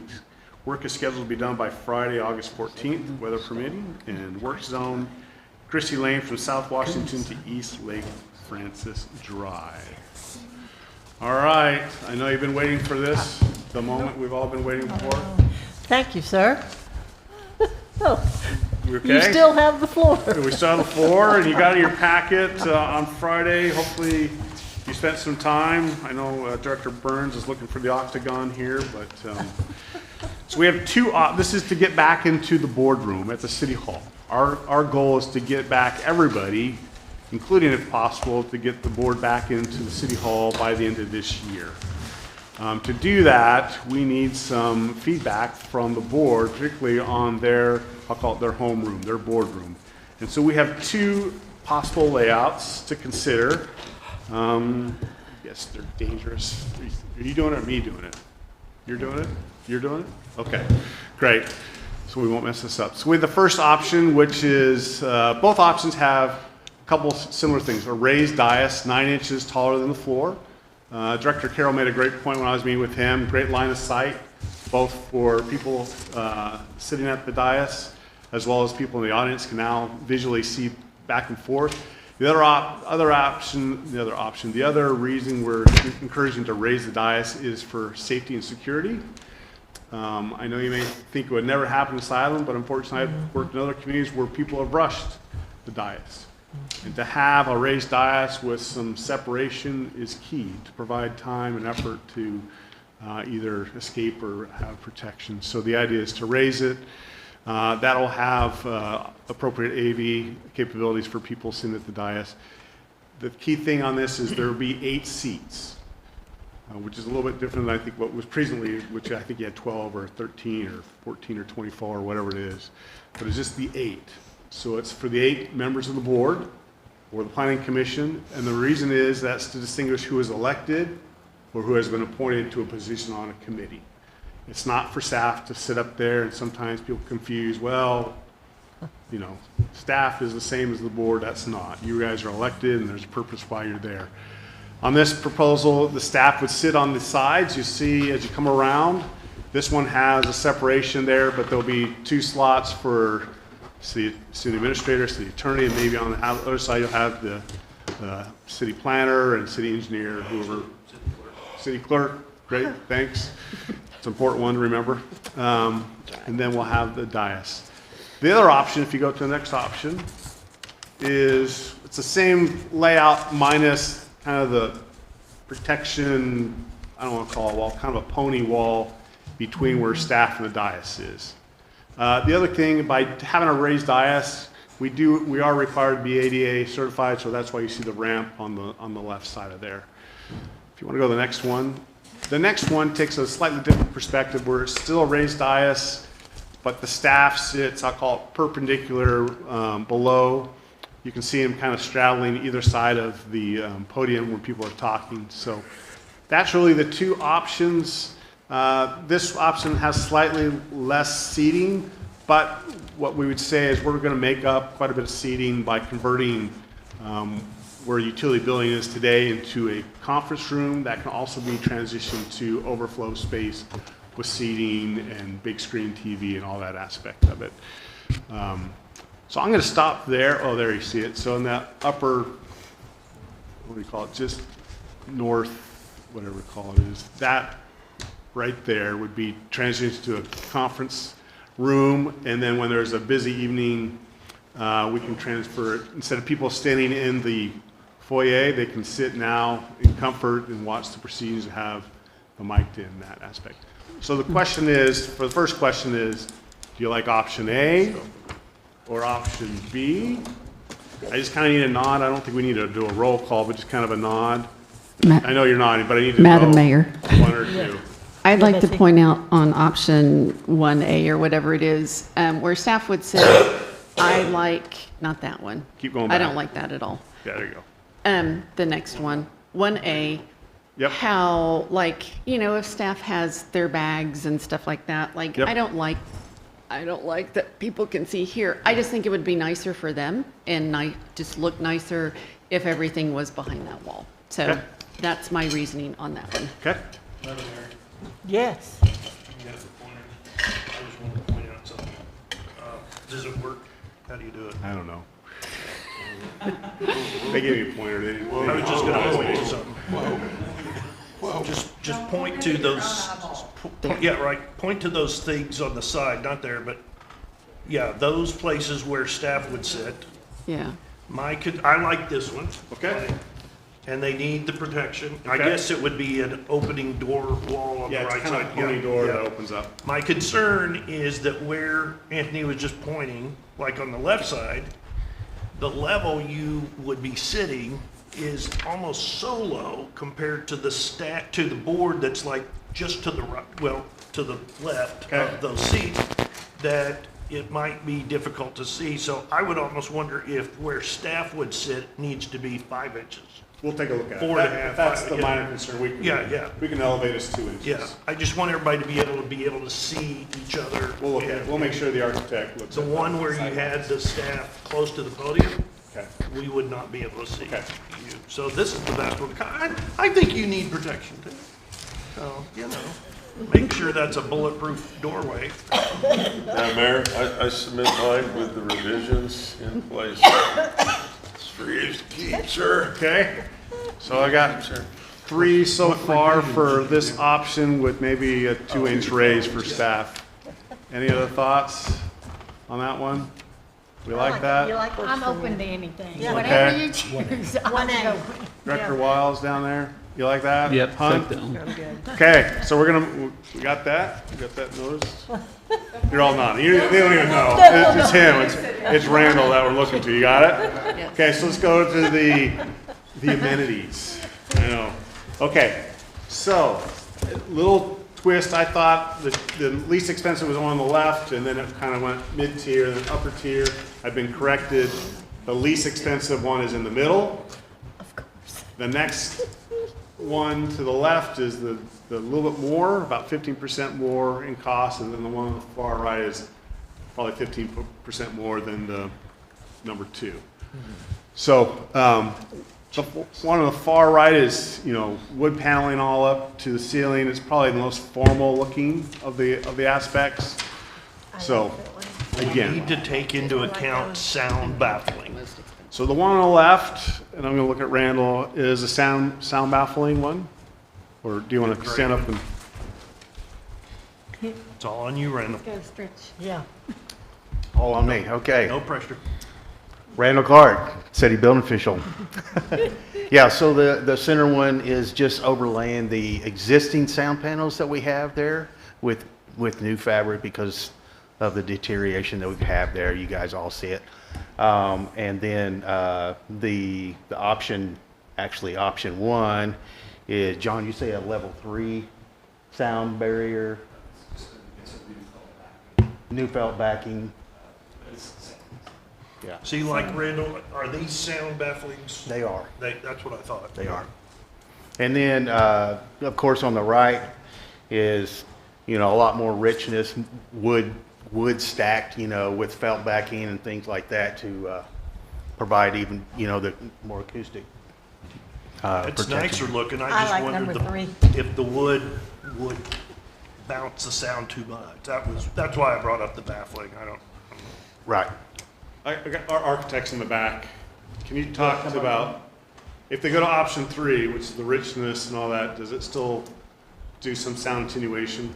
It does. So the product in option 3 has a felt backing, and the wood has space in between it, and so it does. It's got a really high, sound absorbing quality as well. So. Does it make our mics work better? I can't promise. I don't know if I can promise that. No. Ask you for a friend. Of course it does.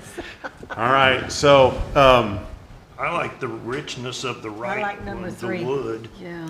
The gray one on the left just looks a little dull It's ugly. for Siloam.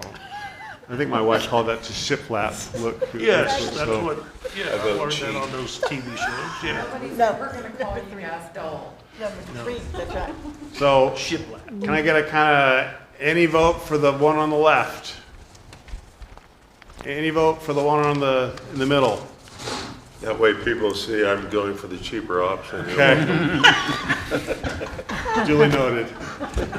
We'll give them a Make speed. sure that's in the minutes, We'll give right? them a speed hump to go along with that as well. Or option 3. 3. Okay. Great, we got that. So what the plan is, we'll take your recommendations and we'll come back on the 18th with EMP, guarantee maximum price, for the entire building, and on how allowance, because we're moving so quick on this stuff. Was there Allowance. any difference in the rows, or is it just the same picture? Like number 3, is it the same picture on 3 different of wood? It's not any different, is it, or is it any different? Yeah, Yes, it's they are options 1, 2, and 3. No, like, Of the arrangement of. no, like just the wood, the one we picked, the No. wood. The- There's like 3 of them. Right. They're just, They're The row. floor, the floor plans change. I It's didn't know the- if there was a difference between the 3 of them, because I can't see a difference. It's just the floor It's just the plans. floor plans. Oh, It's okay, just- okay. Yeah. I do see the big ass plate. Hey. yeah, and I will tell you this, while it's a wonderful distinctive feature, we're gonna look to see if the budget allows, to see if we can get some additional heating and ventilation and AC in that room that we may not need to retain the fan, but we'll see what happens. I know it's such a distinctive factor, but We like it. It's a fairly new addition. it is. It is, yeah. All right, Mayor, that's all I have. Thank you for the All right, feedback. absolutely. Thank Thank you you. for doing it. We're looking forward to our new boardroom. So with that, we are going to move into the director's report. Just real quick, I want to say congratulations, echo that, congratulations to Cafe on Broadway for being our recycling winners. And also, just a quick shout out to Pipe Life Jetstream for inviting us out to their plant this morning. Our representatives, Torres and Senator Dees were there, and Congressman Womack was there. We got a really good tour and had some really good conversations with our representatives, and they are very supportive, let's say that, of Siloam Springs and the projects that we are looking to do. They complimented us on what a good job is being done here in this city. So they're watching us. They're looking for ways to help us do and help our growth in the future. So good job, board. With that, we will move to Mindy, and we will end with you, David. And I will just say, have a good night, everyone. Ken. I will do the same. Betsy. Third time's the charm, but no. Just 2 things real quick. The Jeff Farmer asked about the motorboats on City Lake. Is that something that's possible, or I don't even know what staff would consider that?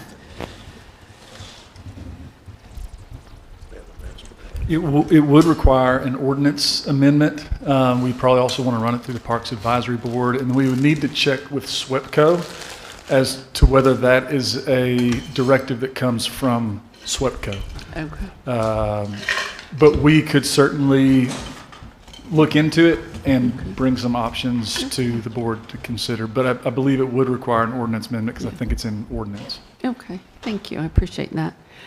And the flock camera thing, just a couple thoughts on that. There are other companies who do that, who are way better with privacy and things like that, do a much better job. Or there's also, but this would be really expensive for the city, for the PD to handle their own license plate readers and things like that. I just know there are a lot of concerns about the flock cameras, and they seem to be the company that there are the most complaints about. So, and that's all. Thank you, ma'am. Lisa? Good night. Good night. Reed? Thank you, Madam Mayor. Scott, you'd mentioned the Parks and Rec back to school movie. Where will that be? That's the Aquatic Center? At the Aquatics, okay. It just didn't say it on there. Sorry. Whoever's listening anyway. Your backyard, I thought, but I mean. Well, you know, I was thinking I better get ready. School's getting ready to start, y'all. That means transition, whether you have children or not. And we're going to start seeing a little more on these electric scooters, electric bicycles. I know our first responders are really going to be working toward safety on that, but just to let everybody know that we as citizens need to have our safety helmets on as well with that. It's good to see everyone this morning at Jetstream Pipe Life. My takeaway was the collaboration between the city, the schools, Pipe Life, what they're doing as far as trying to gain and retain employees and how they want to work with the city and how the city works with them, especially with the electric department. When they're down even for a moment, it's a very expensive venture for them, and we're able to help out and see what we can do to not have that happen. Concerning the electric department, I think it was a Saturday evening, my wife and I were having a cup of coffee. All of a sudden the power goes out. And in about 15 minutes there's somebody in my backyard. I'm thinking, what is going on? Well, within an hour and 40 minutes, they had come and changed out my transformer and we were back online. I just thought that was amazing. And we were going to, maybe watch a little TV. We were just watching these four guys out there like 150 degrees outside, and they're wearing long sleeve shirts and these big old gloves, but they were communicating. And my thought process was, they're this close to death if they don't communicate right. And these guys did an awesome job. And thank you, electric department. Where's Phil? That was just amazing to me what they did and how they did it and the excellence they showed. And my grass is still growing where they traveled over it with the track hoe and everything. That was really good. We got midterm elections coming up, people. I know we've got everybody turning all their paperwork in. Kim's inundated. But soon we'll know who is eligible to be put on the ballot, and we can make some good choices on that. This summer I got to help out doing some lunches through the school system. It's a federally funded program, and I want to take hats off to the lunch ladies. I'm sure there's a better political term to use besides that, but those ladies work very hard. It was an honor to work with them beside them on how we were able to feed some of these youngins in this city of ours. And to the IT department and to Kim, bookmarks are awesome. Can be able to look at these packets and see what's going on. That's an inside joke to everybody who has no idea what I'm talking about. But anyway, bookmarks, awesome. Thank you very much. You're welcome. Madam Mayor. Okay, Brad. Phil Stokes is in bed. And when it comes to City Lake, and I know Jeff, we do have a conservation plan out there that we've bookshelfed somewhere. And so before we, even with SWEPCO, for consideration, is there migratory waterfowl out there that we need to set up buoys on that don't allow any boats up there certain times of the year? And it's a birder thing, if you're into that. So that, I think there's a couple elements in there if we're to consider that, again, which I'm not opposed to, but I know there's some other things to look into. And regarding these cameras, they've been brought up to me, and it's not by old cranky people. It's the future of this town, like as a consideration, and I don't track them, but why are there 3 in Lowe's parking lot? There's one down here right by Maxwell. And they just brought up they just brought up those great questions. I appreciate this young man bringing that up tonight. And it's something to look into. I appreciate Randy Torres working on that legislative level. But it's just it's a concern that citizens have, so thank you. Thank you, sir. David? Thank you, Madam Mayor. My mic on? No, I wanted to say what we had said a moment ago about quality of life funds. I do recall last year that Mindy had asked the question, could sidewalks be? And our legal said, yes, they could. Harvard has been a street that has been talked about for years because it doesn't just need widened, it at least needs a sidewalk. Kathy Coleman's asked us about it for years. Kids and families walk up and down Harvard all the time and they have to walk in the street. So we can hit up little bits if we need out of quality of life for a sidewalk. One thing, legal, you may be able to, Heather, you may be able to, him having to read if there's only a vote of 4-3. Is that state law or can we change that? That's a good question. Because Christine had to do it and it was like 3 pages. It was ridiculous. It's Robert's rules. It may be, let me look into Yeah, I was going to ask you to check it and see. If it's state law, we can't do anything. But if it's something we've decided or something, then I would suggest we do change it. It may be state law just because the ordinance has, the laws has to be read in full 3 times and you can only not do that if you waive the rules. So let me verify and I'll get back to you on that. It's just been something we've accepted for years. It's like, yeah, we ought to ask a question. I wanted to say I appreciate Dayspring having been a longtime employer of Siloam. They were outreach before it became Dayspring, and I appreciate them donating the display cabinets to our local museum because they need them, and I appreciate Dayspring doing that. I appreciate us addressing the question from Jeff Farmer.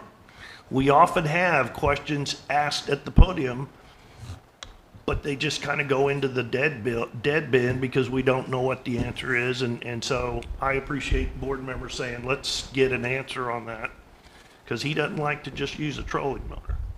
And I think I will just say, great meeting tonight. It was long, but I thought we got a lot accomplished.